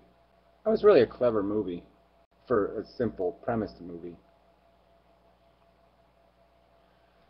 Gary, have you ever seen the Pearl Jam video clip, Do the Evolution? Yeah, that's a great piece of, whoever thought that up was pretty clever. That's a really brilliant hunk of whatever the fuck that is. It's a brilliant hunk of whatever the fuck that is. I mean, the Tyrannosaurus eating the shark. I mean, that's just a great metaphor, right? The Tyrannosaurus grabs a shark out of the stream. You're just like, oh fuck, that's fucked up. So whoever thought, that guy was, whoever thought up that video was one smart fucker. The whole way the internet goes inside the guy, the two, I mean, it was just on so many levels, it was just so clever, to use the chick, and it was just really clever.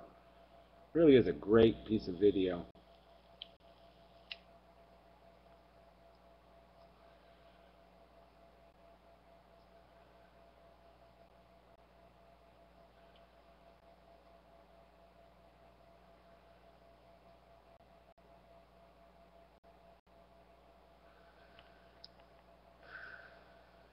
Yeah, well, Pearl Jam's not awesome, but the video is. Otherwise, their songs really suck, but that one's tolerable, and that video is just excellent. The lyrics are pretty good for that song. Like, I'm not really a Pearl Jam fan, but that one song is just everything. It's got everything. Yeah, they got it right. It's like somebody gets it right every once in a while. It's like Cheap Trick sucks, but they have one song called The Flame, and it's just beautiful. It's in a ballad, and their other shit is just that noisy crap, and it's like, wow, it's just amazing that every other piece of music they made I hated with a passion, but that one song is like, oh, they got me. That's it.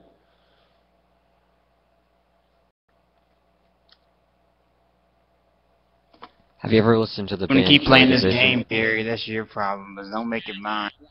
The troll, I just like to break in and be a harassment. I'm like a piece of shit that won't like dog do on your shoe and you can't get it out of the tread of your shoe. I'm proud to be a piece of shit. I'm proud to be a dog do piece of shit that's stuck in your shoe. I like being an obnoxious, rude motherfucker who doesn't pay any attention to civility and personal respect or anything else. He expects respect, but he gives no fucking respect. Oh, I was preaching.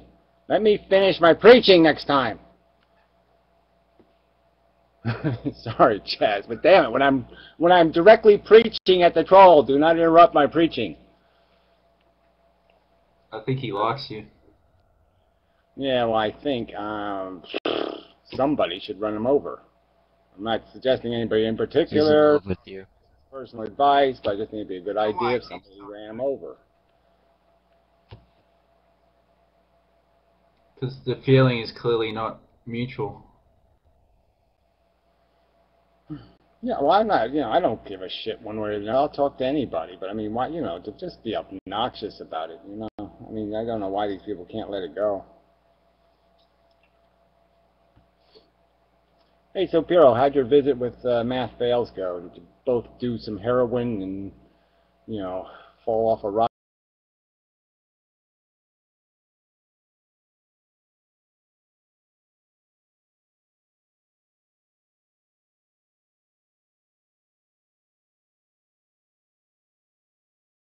Talking to him on the phone a couple times, and he's been here a few weeks now, and we couldn't get together and work hours and stuff, but then he's moved into town. But the thing is, I had to help my uncle figure out some stuff with his computer in Virginia, and then around 3 I was going to call him, which I did, and I haven't heard from him all week. Called him a couple times, so I don't know, it just didn't happen. I have a feeling maybe if I'm going to see him, it has to be when he calls, and then we're like, okay, how about now?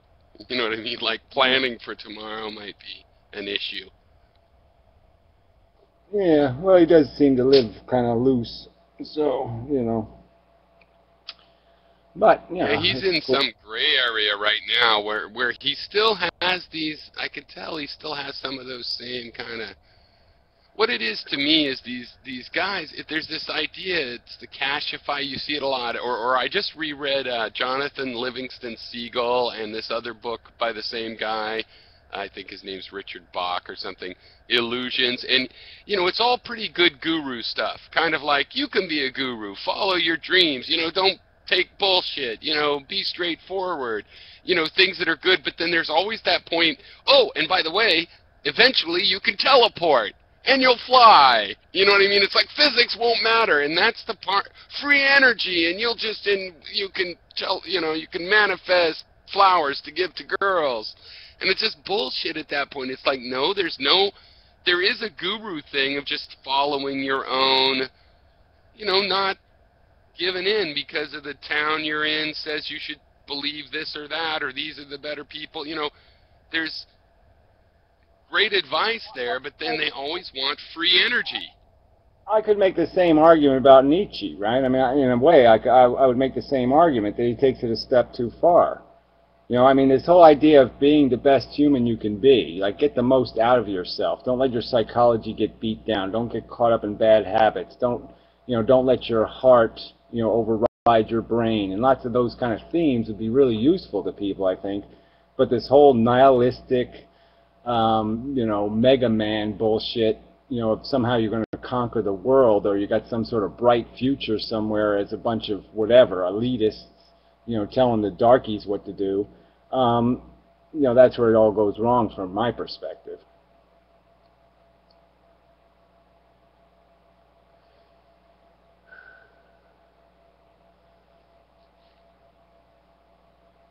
But I mean, that whole... Didn't Nietzsche also have like an Untermensch who was like the underman? So I mean that's problematic because now he's made a lower class. Well, I'm just saying that was sort of implicit in what he was saying a lot of the time is that there was this we concept, like we, the guys who know what we're doing, and the thems who don't know what they're doing, and that there would always be a we and a them. He always kind of made that implicit, but without stating it overtly that there'd be an underclass. But yeah, I mean, I think he knew there'd still be garbage men, and there'd still be people shoveling shit in a ditch, and they wouldn't be one of his kind of people. But regardless, I'm just saying that it's just that aggressiveness of this idea that there's some way you can play this game and win. And there's no winning without taking either. We all win or we all lose, but there's no in between. Okay, you just can't win the game as an individual. It doesn't work that way. And his whole individualistic attitude is just such a fail, in my opinion. You got to look at the whole game board.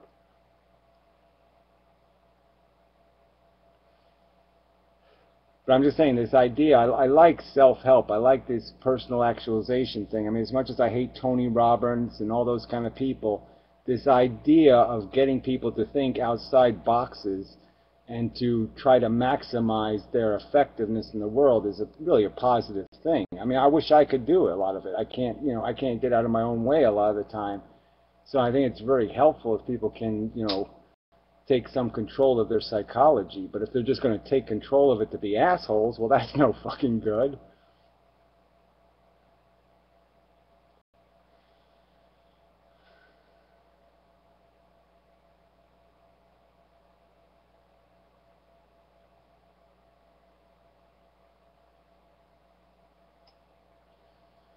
I don't know about Nietzsche wanting to get laid. His opinion of women wasn't too sharp either. I mean, all these Germans did not like women very much.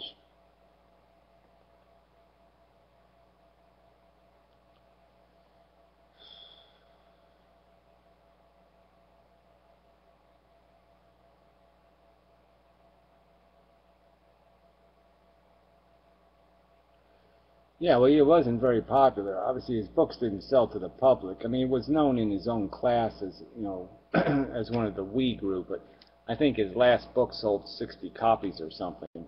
So it wasn't exactly, he wasn't the, people weren't ripping the stuff off the shelves or anything. Apparently Nietzsche was gay. Well, who I heard knows? that Who one. cares? It's not. Well, you can hear lots of shit, so who cares? Doesn't matter.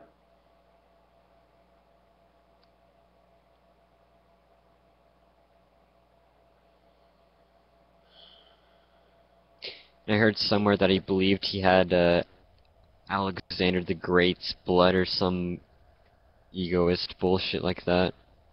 Like he kind of compared himself to that. Well, I'm just going to go by what he wrote, and I just care about the philosophies. I don't want to get too much into personal reasons why he had some perceptions. I mean, obviously there was probably some personal agenda in some of it, but I'm just saying I don't see any point in doing that personal shit too much. Because you can do it was like Schopenhauer, I don't think was much of a human being. I mean, he lived on mommy's money, and, he was just kind of an elitist prick.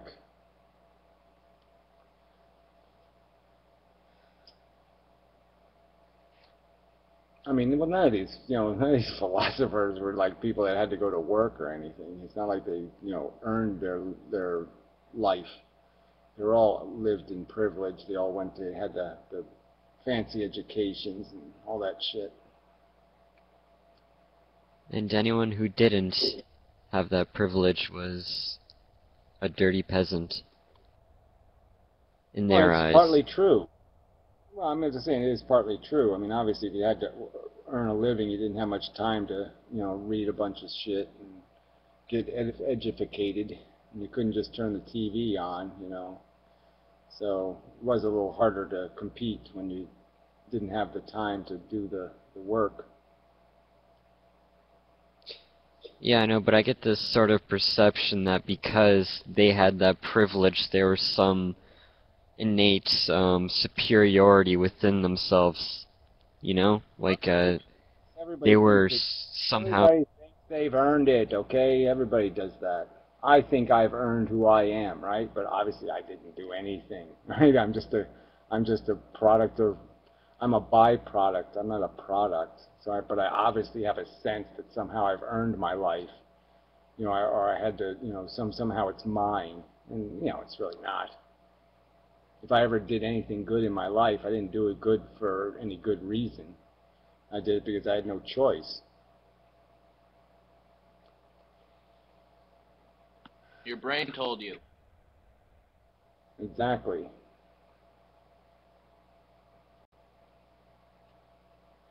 I didn't make that.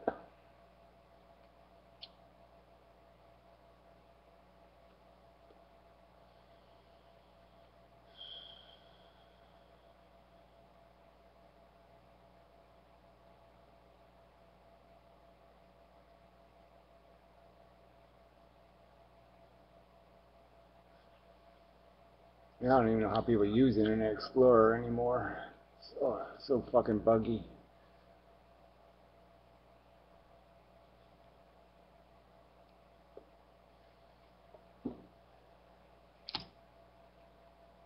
Felt kind of slow in the sense, looking back, that I was gullible for the kind of bullshit, the selfish bullshit, using the, examples like you just gave, where somebody says, go in the water, and it's really because they were just accidentally fell in there and there were leeches, and now they think it'd be funny to watch you fall in the leeches.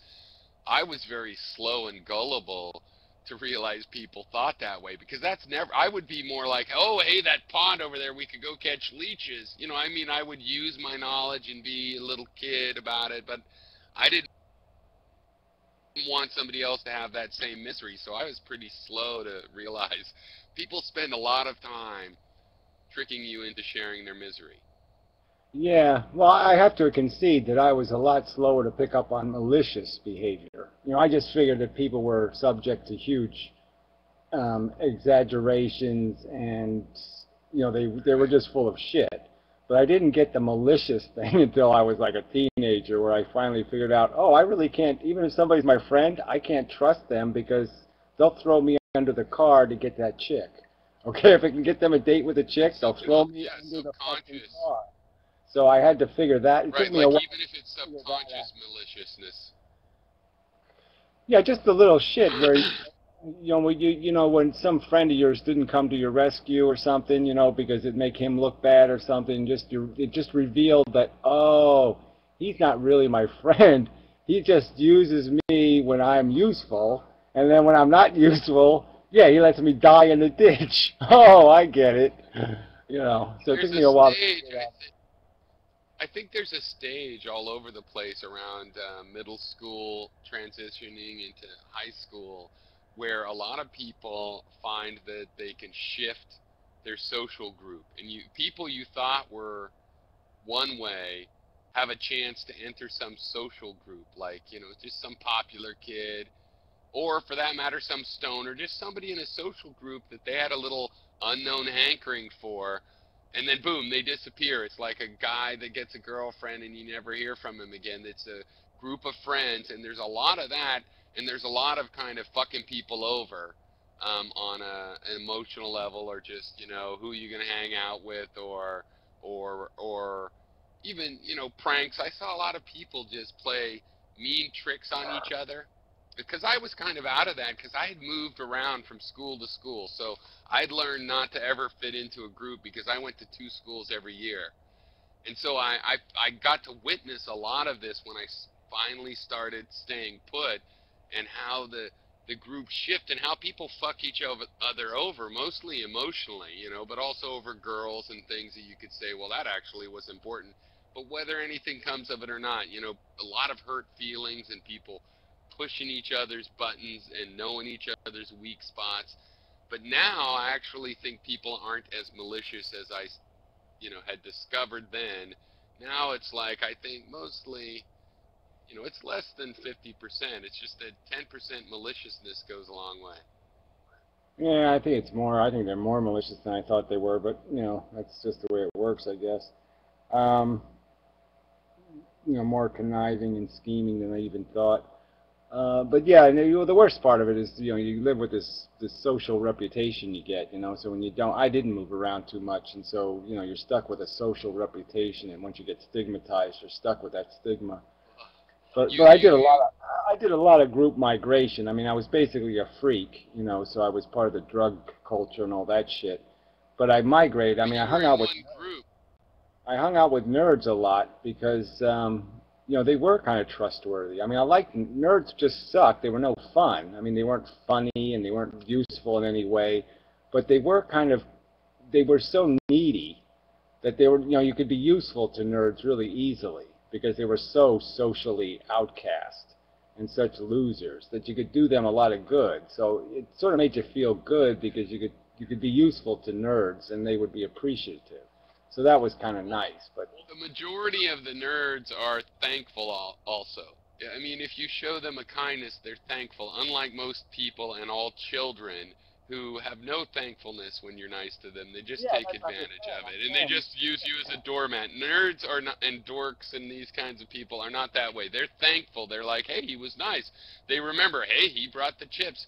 And it's a minority of nerds that'll just take advantage in the way normal people mostly do. You know what I mean? It's the inverse proportion. So I agree. And I learned this, but it's funny because didn't you stay put? I mean, you grew up in that town you're in, right? So you had the same kids, a few school changes, but really there's a big current, a river of kids your age that you knew your whole life, right?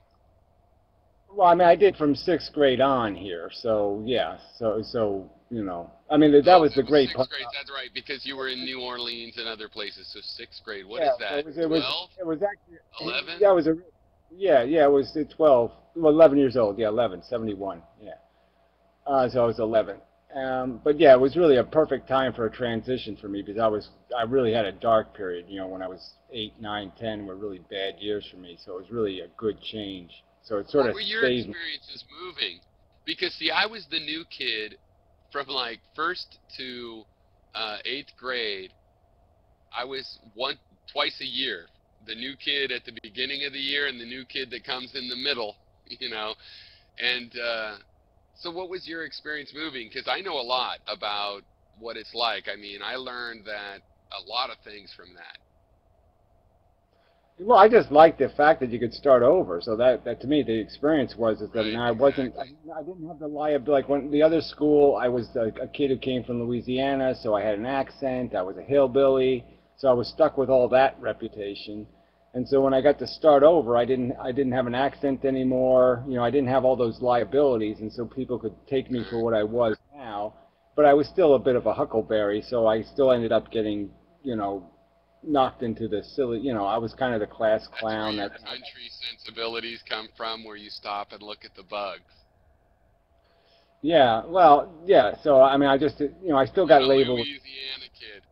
Yeah, I still got labeled. I was still called Nature Boy, you know, and Tarzan, son of Tarzan, and people would call me that and shit, you know, so I still got a lot of that crap, but it wasn't nearly as bad as it was, you know, just because you get this new start. So I like the idea of a new start, but obviously at 6th grade, you're still a dork, so you still get fucked up. So it would have been even better, I guess, if I moved a second time before going to high school. It would have been good to have another shot at it, but, you know, it was, like, I was always in I just was always in a very negative position. I mean, I was the smallest kid in the class, the youngest kid in the class, you know. I was outnumbered, you know, and I had the biggest mouth. These schools, what happens is all the kids, they'll have a little set of stereotypes. So enough of the kids know of some stereotype, like, you know, a huckleberry or a country boy or whatever it is, and they'll fit you into that. And the more times you start over, the more you become an individual and you don't fit any group, right? And so then you're naturally going to be in the outcast, or like you were saying, the underground, which is where all the outcasts go. And I, you know, it's like if you, in my case, changing a lot of times just distanced me from all groups, because everywhere you go, they have some kind of nice, or by being mean, you know, everybody has some sort of fucking agenda that is so peculiar in every school. Like, I went so rapidly that I couldn't have changed as fast as what people thought of me. You know, in one school, I'm just a rebel, the druggie would be, you know, I didn't do any drugs. I mean, I'm saying a kid, and I'd flip people off, and I'm a, you know, just gutter. The next time, he thinks he's too smart. The next time, you know, and he's too proper. You know, just randomly from one thing to the other, because it's all about what people are actually going through. It has nothing to do with how you are almost. It seems like it does. You know, like you like nature, and so they call you that, and you go, that must be true, but it isn't really. It's yeah, well, it's just that it's having the intelligence or the understanding to be able to manipulate that, and I just, you know, to me, it'd be really great if you could go in knowing what was going on, you know, and have the gear to play the game, because I just didn't have the gear to play the game. I mean, I could have played it so much better, and I just didn't play it very well. I mean, I played into the hands of the evildoers, so to speak. But I mean, you know, it's those little things you just never get by. Like I remember in my freshman year in high school, some fat chick gave me gave me the nickname Mushface. And it stuck, you know, and so everybody just called me Mushface. Nobody called me, you know, I didn't like my name anyway, but I just, you know, I like to be called something other than Mushface. Yeah. And then they, you know, and then It's I funny said, how good kids are at pushing buttons, you know. yeah, you know, and then the other one I got was Maggot, because I said, you know, there was a biology movie and it had a bunch of maggots, and I said, ooh, maggots! You know, I said it out loud. And so I got stuck with the label Maggot, you know, and so that was another great nickname, you know. Well, I mean, to be honest, like, I mean, I just finished high school a year ago, and I mean, I think bullying has gotten a lot less worse in a way. I mean, especially with girls. I mean, girls can be incredibly nasty to each other. I mean, in public school, like, girls were the nastiest to each other, but I mean, in high school, it almost seems like they come to some sort of truce. Like, they realize how much they can hurt each other, and they're just sort of like, okay, we just do not hurt each other. Under no circumstances do we make fun of each other's appearances or whatever, and that kind of bullshit. I mean, it still happens, but it happens. I don't think that's reality, but okay. No, but I mean, like, of course everyone's like, oh man, that chick's super fat and or whatever, but I mean, I don't think girls actually say it. I'm just saying, I mean, I know some sort of... just got out of high school too, and you know these chicks are fucking vicious. So, but I mean, regardless, I just don't see the, you know, they're still they're also competitive. I mean, girls have gotten into sports and a lot of other shit. They've gotten very male in a lot of ways. You know, they have picked up a lot of bad male habits. Girls have. I mean, yeah, and that's true, but I mean, like, there is this sort of a lot more competitive. I mean, they were always competitive over guys, but they've gotten competitive over everything now. You know what I mean? They're always trying to outbitch each other. But I mean, with this whole like social media and the body acceptance movement, but well, yeah, I don't know. That shit is real. I'm sorry. I mean, I don't know where you went to high school, like Faggoty Pants High or something. I mean, what are you talking about? I mean, I went to school in Canada, so I mean, Canada might be different than America. I mean, Canadians are kind of pussies, but... Canada. Oh, you're talking about Canada. Jesus Christ. Don't even... We're talking about America here, boy! Well, we're talking about reality. All the Canadians are fat. So what the hell? Yeah, we're talking about places where when it gets out of hand, somebody gets shot. No, dude. Canadians are the skinniest woman. Canadians are 10 times more skinny than fucking Americans. But I mean, we are kind of pussies. Like I do concede that.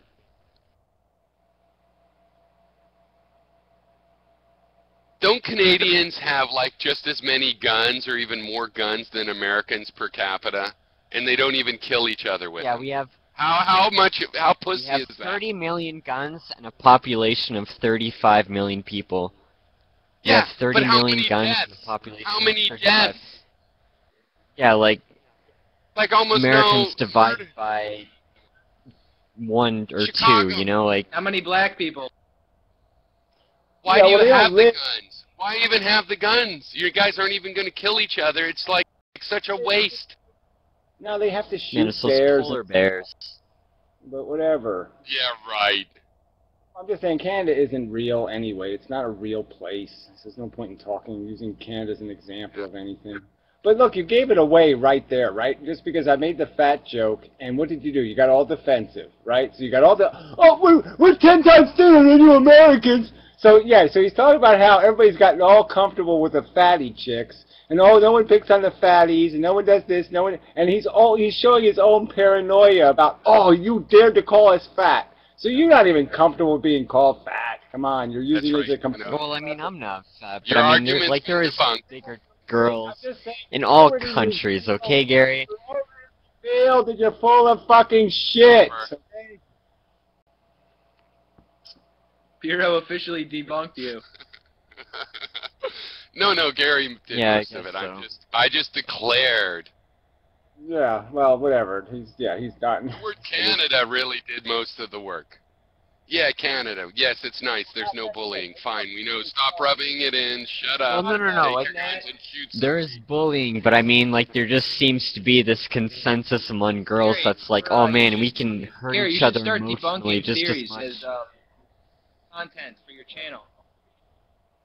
Actually, to be serious for just a second, I've noticed the American-style bullying, and we're going to have these school shootings. They are going to go up to Canada, and this whole Canada is sweet thing is not actually going to last. I don't think, right? No, but I mean we Canada started kind of seeing sucks. it, so it's funny. But really, compared to America, I think the bullying in American schools, it's hard to say. I'm in Hawaii. It's definitely really bad still, and it's racial bullying. So, I mean, I think in America, everywhere I've ever heard of, in the first-hand experiences in California and Colorado and Hawaii, it's terrible. It's just like the prisons, like cruel and unusual education. It's ridiculous. Yeah, Okay, but can I say something here, Gary? I mean, like, even like the super hot chicks, like the 10 out of 10 girls in my school are super insecure. I mean, like, they think they're just as ugly as the super fat chick next to them and all that. So, I mean, they sort of have this consensus that... Have you heard of anorexia? I mean, women's self-image is always... Yeah, totally, and I totally understand that shit, but I mean... It's not new, okay? It's not new. Trust me, okay? Well, in California, even the women that are ugly think that they're sexy. That's what we've done over there. It's like... They all think it. None of them have that self-esteem problem, and it's like that in itself becomes a problem. Yeah, there was always a hot chick that committed suicide or something, okay? I mean, it's just like, there's always some jock who had everything, he committed suicide. There's always people who are perfectionists who always found life insufferable. So even if they were perfect, they weren't. You know how they say, like, just if you feel confident and act confident, like especially just some girl that's a little bit like overweight by the TV standards or even by regular standards, they can pull it totally off. If you're confident, and it's so true. I mean, really, people react, and when you see somebody attractive with somebody that's not so attractive, and if you analyze it, you will find out the unattractive person is super confident and is like, yeah, I'm a person, and yeah, my body isn't perfect, but I'm fine with it. And those people are attractive to people that are objectively or whatever, mainstream attractive. It's, and it's so ironic. Everybody is like, has a self-esteem problem, when, like, that's what other people don't like about them, is that they have a self-esteem problem. Yeah, well, I don't know how long that works, though, that faking it thing either, though. Because that No, I'm not saying you can fake it. You can't fake it. You can't fake it. No, I'm talking about people that really feel that way. Like a heavy-set... Heavy-set women are perfect example, the Mae West type. And if they just think they have it, some guys might be like, yeah, right, no, you're ugly. But they do not have trouble finding people, including people of all different looks and types, I don't think they win, okay? They end up divorced and alcoholics. So I'm just saying I don't think they pull that off.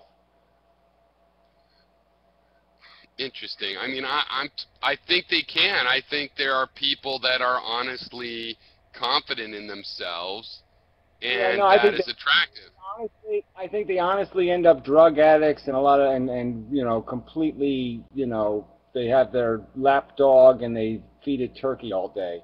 Well, I think you must be thinking of someone that shouldn't be confident, right? So if someone is confident when they shouldn't really be confident, and then they play the stock market and lose all their money, then they become, they lose everything.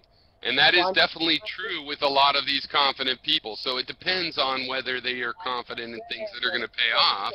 That too much ego is obnoxious. So I'm just saying that in the end, that over-ego thing, okay, works to get you in the door, but it doesn't work in the long term. That's what I'm arguing, okay? I'm saying that, yes, confidence is attractive, but it's not durable in a relationship. So That's the problem with it. Those become the women who think they're entitled to this and they deserve that, and they get all that kind of psychosis. I'm just saying reality isn't going to placate that attitude. Well, see, I'm sort of from the side of not being that way, and even though I'm opinionated, you know, it's like, be humble. What do you want to do? And doing what the group or the other person votes for. And I have noticed that there's this reaction to people that are confident, including people that are just, you know, unrealistically confident. I would be a little bit skeptical, is all I'm saying, is getting too involved with people who don't accept some social standards in terms of defining their own ego comfort. So if you're not a little bit humbled by the fact of your social standing and you're going to pretend that it doesn't matter, I think those people can be train wrecks. That's my statement on it. I mean, this is all subjective, personal, anecdotal experience kind of bullshit, but I'm just saying, yeah, I don't think it works. I think you have to be humbled by realistic perceptions. You have to be able to see yourself in some sort of realistic context, and some of these people aren't. Uh-oh. Lost him.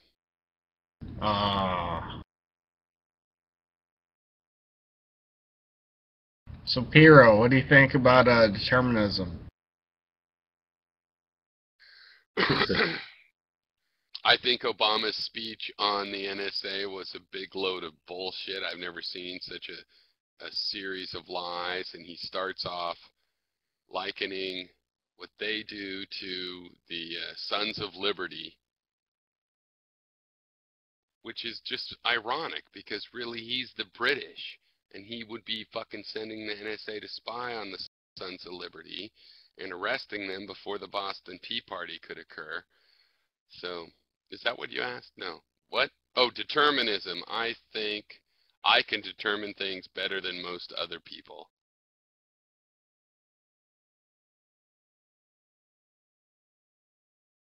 Brilliant. No, I think that I obviously do not believe there is a determinism. I believe that there's an indeterminism, but there's also boundary conditions, and things can be determined within boundary conditions.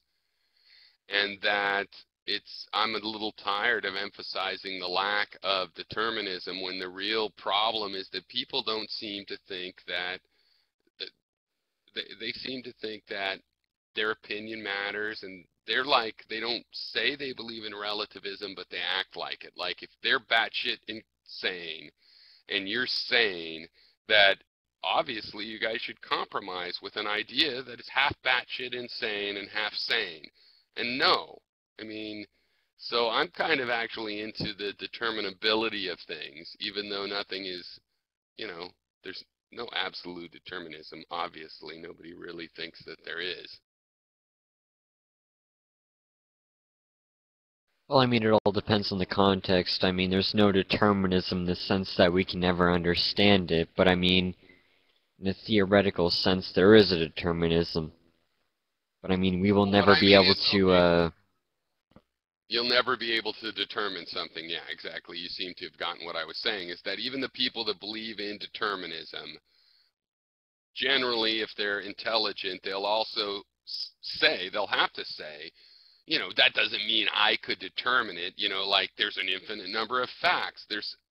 But that's all indeterminism. yeah, I mean, like, we can't plug everything into a computer and model the universe.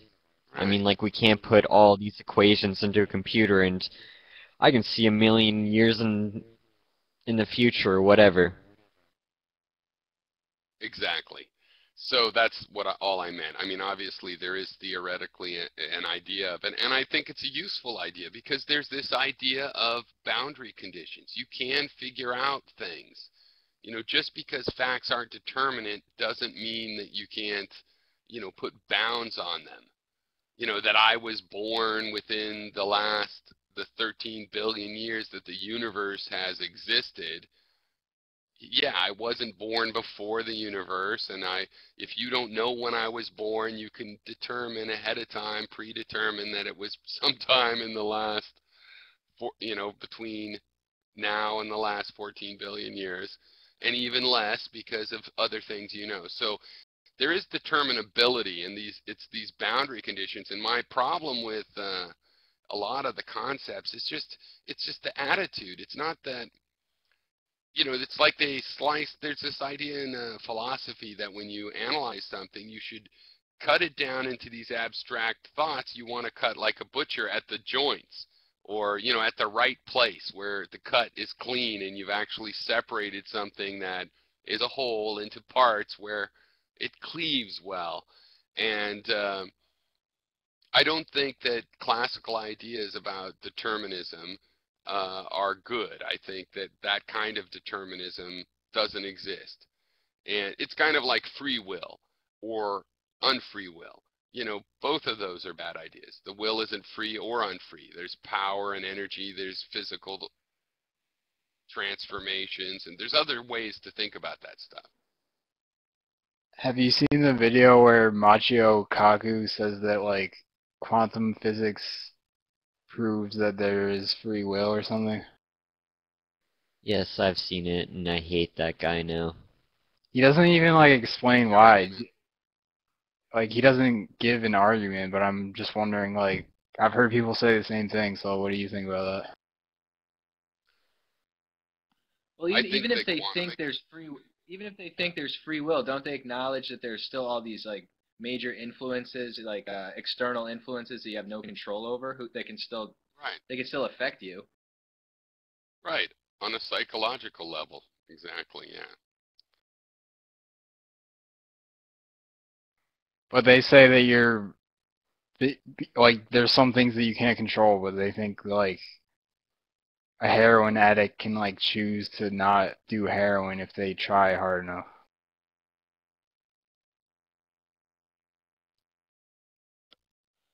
Well, those are the interesting questions, actually, is like, well, how hard do you have to try, and how much is by your metabolism, and how much can you change your metabolism, and can you have a treatment that changes your metabolism that allows your willpower to be strong enough, and so on and so forth. So the thing about quantum mechanics is I do think that there's a relationship between quantum mechanics and will. And I do think even separate from quantum mechanics, and if you look at the history of thinking about will before quantum mechanics was on the scene, will happens, and if it's an illusion, fine, like the sun rising, it's an illusion. There's still some phenomena, right, that word is talking about. Maybe the sun isn't rising and the earth is spinning, but something's going on there. There is a phenomena. It's not like, spring. It's its own phenomena, will. And frankly, it bears a lot of resemblance to the way things work in quantum mechanics. Observer effects, the role of information, and the fact that more than one thing seems possible, even though one thing always happens in the end, or you could say one thing.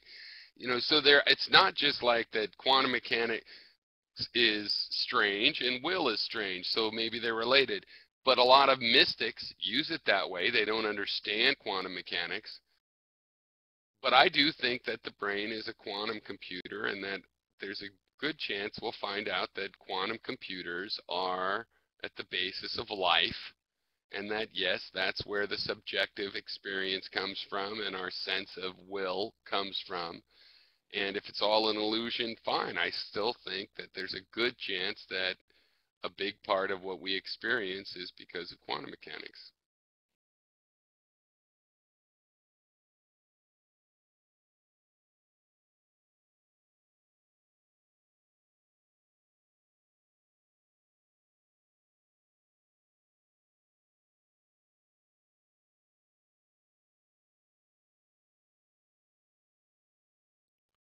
Well, what's anarcho-primitivism? Is it like anarcho-capitalism, except for that you go back to nature, or what is that?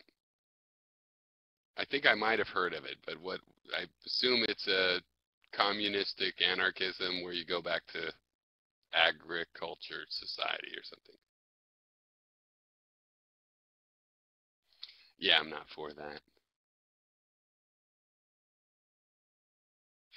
But I also am not for what I'm for. I mean, I don't believe anymore in what I wish would happen. I think that it's been superseded by what is going to happen. And on the one hand, humans are going to get Borg-like and more organized into a superorganism where they don't really think for themselves. And some of us can be the kind of bacteria that live in the human body and depend on the human body, which of course there's like 10 times more bacterial cells, they now know, in your body than of your own cells. They're tinier, so they don't weigh more, but there's a higher number of them. And that's how it's going to be. Humans are going to be living in society, and some of us are going to depend on society to get rid of our garbage and our waste and whatnot. Seriously. It's a pretty easy question. You should be able to answer it. Just like the bacteria that co-live with us. How does anyone have our genes. They don't come from the same egg, but they are given to us by our mother, just like our genes are, and our father, and we live with them. And humans are going to be those two kinds. Some of them are going to be huge conformists like the Borg, and will just continue to be slaves of fashion, and whatever's popular music is the kind of music they like. What a coincidence. And so on and so forth. And a small percentage, 10%, will be individuals that still try to benefit off of, you know, body temperature and things like that. Well, I mean, I think you're right in a sense, but I mean, I just disagree that humanity will last that long. I mean, I just don't see the universe almost tolerating us chemically for us to reach that results.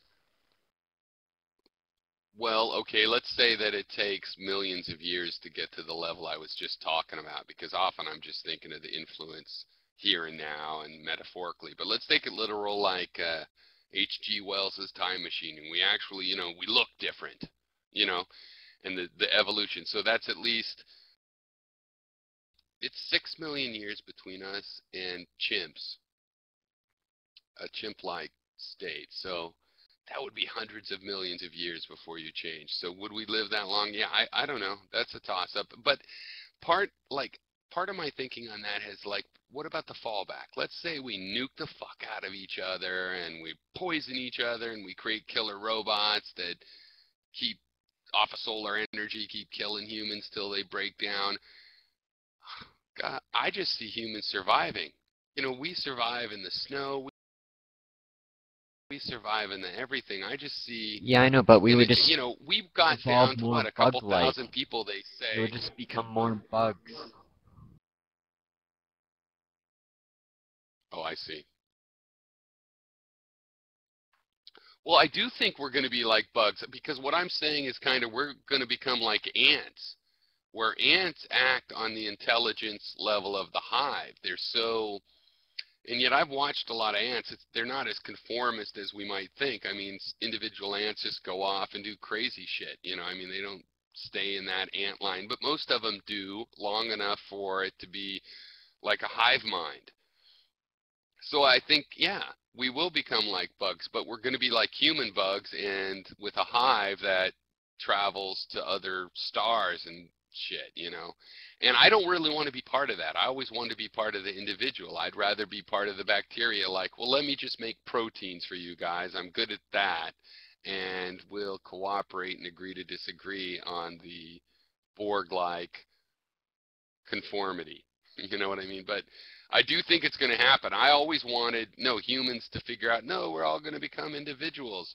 But that's just not how nature and evolution goes. I mean, the slime mold that has something similar to veins turns into, you know, the sponge, which turns into these plants, which turns into Venus flytrap with motor functions that are faster in animals. And so the next step is that humans are just cells in this Borg-like super being, hive being, and if you don't like to be a part of that, then you're just going to have to learn how to be the bacteria that lives in the gut of that thing. Or, yeah, be an anarcho-primitivist. Well, I mean, I definitely and do just become agree. a slime mold out in the wild. Yeah, I think it's more likely that I mean, like, part of my AI frustrations and happen microbots are just to gonna be with take the people over that and think that eventually, we're gonna evolve into something render more, people extinct. elegant and grander, which I sort of completely disagree with. I mean, ants haven't really evolved in the past maybe million years. I mean, they're still ants. They've reached this critical point in which they've been able to survive, right? I mean, they haven't been more elegant or intelligent in the past million years, in a sense. Well, what do you mean? It's like with humans. We haven't gotten more intelligent, so they say, in like the last 100,000 years, right?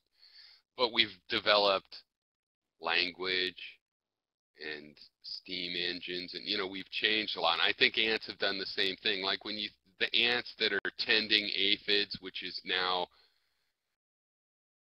many kinds of ants do this tending of these other bugs and milking them.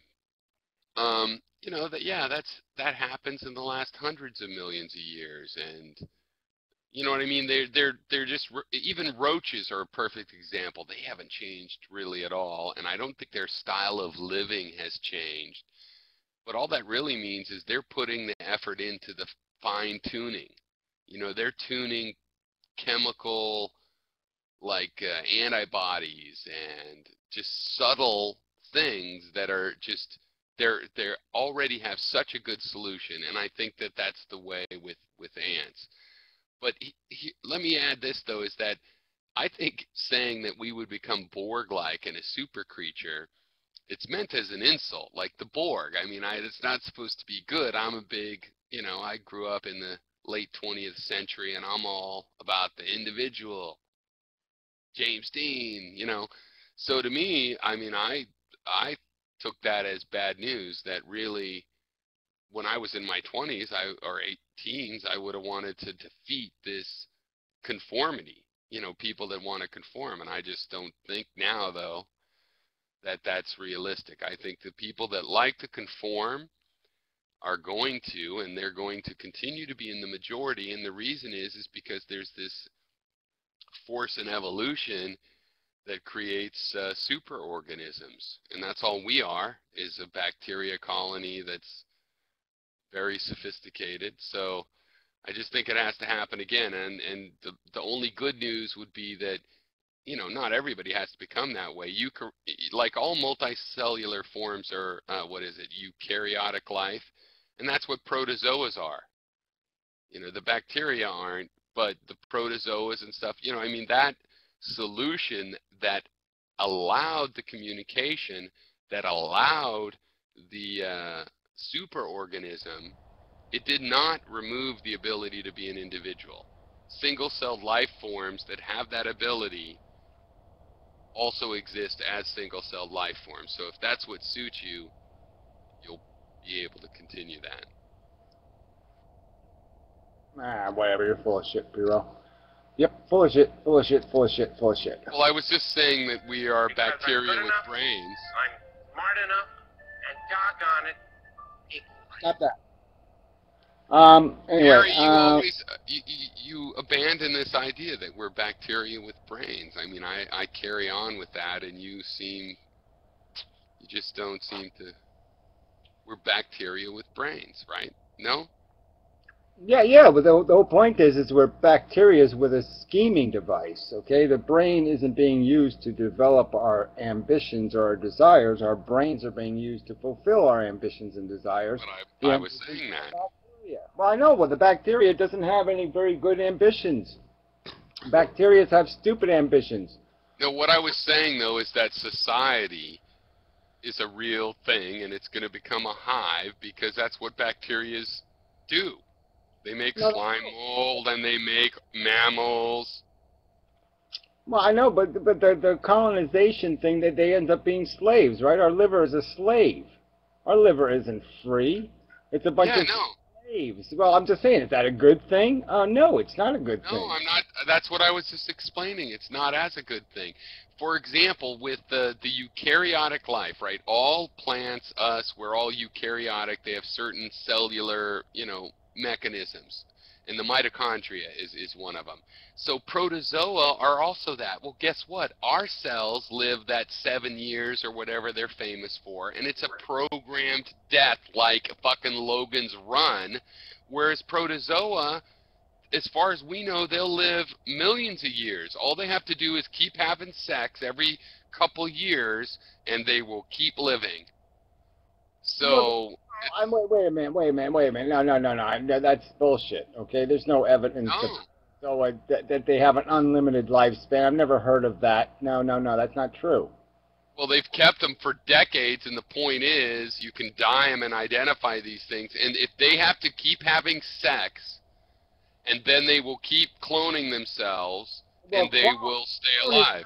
Well, I'm just saying, a clone is not the individual, okay? Obviously, they all clone themselves. All bacteria are basically clones. Well, one of the two clones, well, it splits in two copies. One of those two is the original.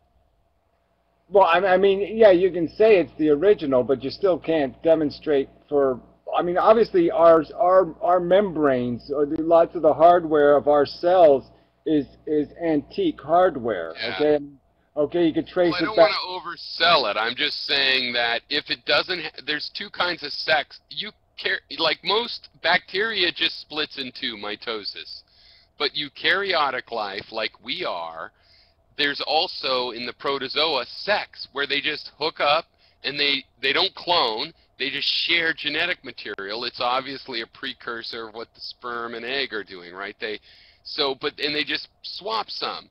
If they keep doing that, the sex part, where they swap some genes, they will be able to keep cloning. If they don't, they die off. In the body, however, in the human body, there's apoptosis, where the cells are programmed to die, like Logan's Run, and that is the dark side of if you're in some superorganism with a constant temperature and you're pampered.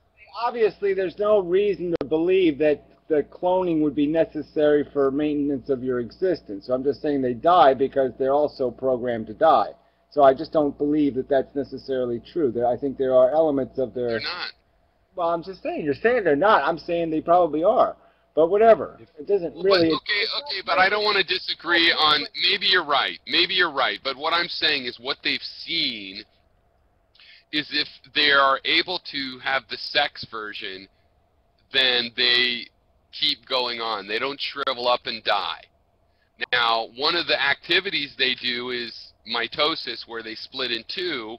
That's just something they do if they live. But even when they're not doing that, they continue to live, whereas if they don't swap genes with some other cell, they will die after a couple years. And they definitely can live longer than a human body cell. Well, I'm just saying. So, and they don't have apoptosis. Isn't any kind of comparison anyway, okay? Because we know that death was something that had to be invented really early in the genus of life, okay? That the only way you could have reproduction was to have death. So life had to create... We discuss if that's true? Maybe you're right. I see... So it had to invent death to avoid the consequences of reproduction. So that's one of the built-in structures that's really antique. Let's talk about that, though. All organisms. Well, what I'm saying is what happens when you combine chromosomes is that you create new endings on the genes, all right? It's the endings on the genes that are the things that cause the aging process. And so what I'm saying is that when you create the clone will have a new life because it gets a new chunk of genetic code, and the new gene has new endings on it. So it'll last longer. So I'm just saying there is a renewing effect that happens through the process. I mean, I'm just saying... Let's discuss this. Aging and death is a very old genetic function. Very old. Very old. But it doesn't go all the way back to the beginning of life, I don't think. It goes back to, I'd say it goes back all the way to like the first 1,000,000 years. All right, because the first, think about it, Think about it, Gary. Let me give you some examples, some arguments that you'll probably know. Okay, you know, some of these animals and fish, some fish that just grow bigger and bigger as long as the pond they're in is big enough, and they live longer and longer and just grow bigger and bigger and wait for nature to kill them. A lot of primitive life forms and worms, they have these kind of characteristics. Single-celled life forms, often have that characteristic. They let the environment take them out. But if they... There's no immortals, Piro, okay? The oldest living things on Earth are trees. Right. No, of course there's no immortals, because eventually nature will take you out.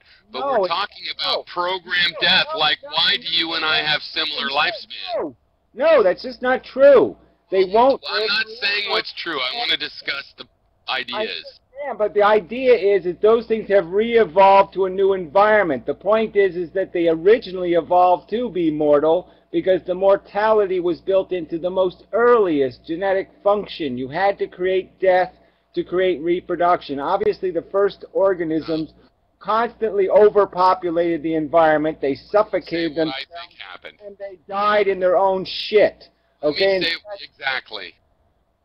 Right, so they had to have Maybe we agree. Here's what happened.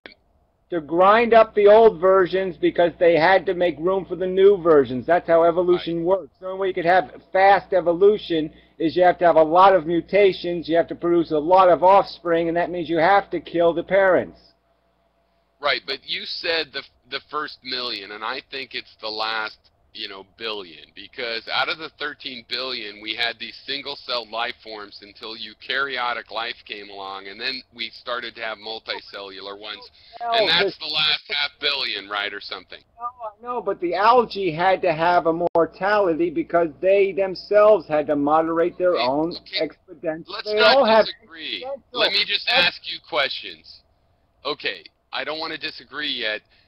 What I'm saying is, okay, you're saying the algae had to have it. I agree it had to have it. Why? Because it started off just growing like algae grows, and they all ate each other's shit and died off. So the ones that were smart enough to commit suicide on a schedule, actually the mathematics is such that, well, great, we had a higher youthful, healthy population, and so they had to eventually learn it, but I actually think it took, you know, 5, 10 billion years, and it's just the last billion or so that we've had multicellular life that really is, you're right, if you were talking about mammals and stuff, I'd say it's all about dying.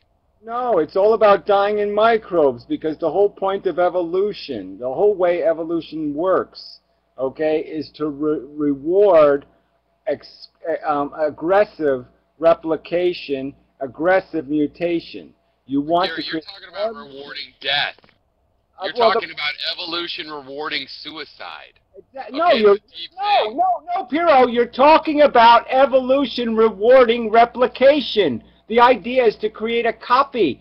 That's the function of your existence, is to create copies of yourself. The function of your existence is not to live forever.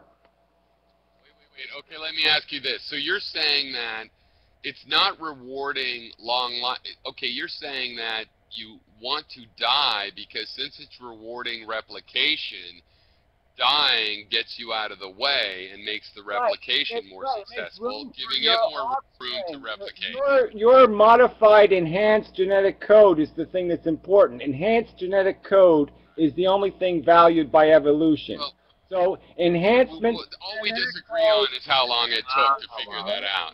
Well, I'm just saying it had to happen early because the life would have killed itself. It would have gone through too many extinctions, and one of those extinctions would have finished it off.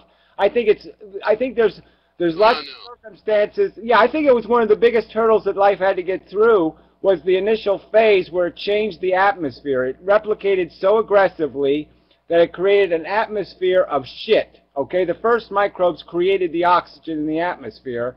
They were suffocating in that oxygen. That's used anyway. That's the ancillary. And if they didn't evolve to eat that shit, they would have died. So the first living things would have died off, suffocated in their own shit, if they hadn't evolved to eat their own shit. So they had to learn how to eat their own shit to be able to survive into the future. Yeah, Gary, why are you even giving me like these ancillary arguments? I mean, this isn't even shit that you should even be talking about. What the fuck? Apparently, Piro talk about it, so still big deal, Bandit. I mean, I talk about a lot of different things. I mean, it's not totally uninteresting. Okay, the mechanisms of evolution, so it's relevant to that subject, so it's worth talking about. That the primary function of evolution, the primary function of evolution is to perpetuate the existence of enhanced genetic code. It's not just your code; it's enhanced code. Okay, that's the real objective. Is for you to produce offspring that are better than yourself. That's how evolution works. Basically, you and I agree that the mechanism is that now, and you have to get out of the way for offspring, and you need offspring to perpetuate, and a bunch of old people trying to make it immortal is not as good a chance as just new offspring that are young. So, I mean, really, all we would disagree on is I think that life was stupid and learn the hard way. But, you know. You're missing the key point, though. The point isn't that they're just young. The point is that they're better. The offspring. Changing. They're not always better. Sometimes they're worse. It's like it goes both ways. That's the whole point of evolution, is to make 1 million shitty copies and make one enhanced copy. So for the one enhancement in the Nietzschean kind of mold, you sacrifice 1 million babies that you kill, so you can have the one little one that has a super double antenna or something. So the one good enhancement, the one good error, okay, is kept, and the price tag is you annihilate, you torture 1 million offspring to have that one enhancement. That's how evolution works, and it's insidious. It's an insidious blueprint of, let me destroy 99% of life, let me kill it, wipe it out, destroy it, so I can create one enhancement in the genetic code. So for that one tiny enhancement, you pay a huge price in failures. You have 1 million failures for one enhancement. You know what, I was just realizing, Band, I was curious what you thought about Obama's NSA speech. Well, to be completely honest with you in the room, I really do not have any dog in that fight, and I don't care. Sorry. Yay, exactly my opinion. Yeah, who fucking cares? Yeah. I mean, really, it's true. Who cares if they spend $60 billion a year on secret government? If the government wants to get you, they walk up to your front door, they throw a bag of cocaine in your living room, and they throw you in jail, okay? So if they want to get you, they don't need facts. They don't need evidence. They just need a reason. So you're fucked. If the government's out to get you, you're done. You're fucked. So don't worry about whether they have evidence. It just doesn't. I'm not worried about that. No, I'm not worried about that. I just don't like that they spend $60 billion a year getting it. I don't think they spend anything like $60 billion a year, so I think that's a pile of shit. Well, according to one of the leaks, they spend $60 billion a year on Black Ops. Well, Black Ops is a broad category, so that's not the NSA only. So yes, okay. So yeah, $60 billion a year on all the functions. NSA budget. Well, I'm just saying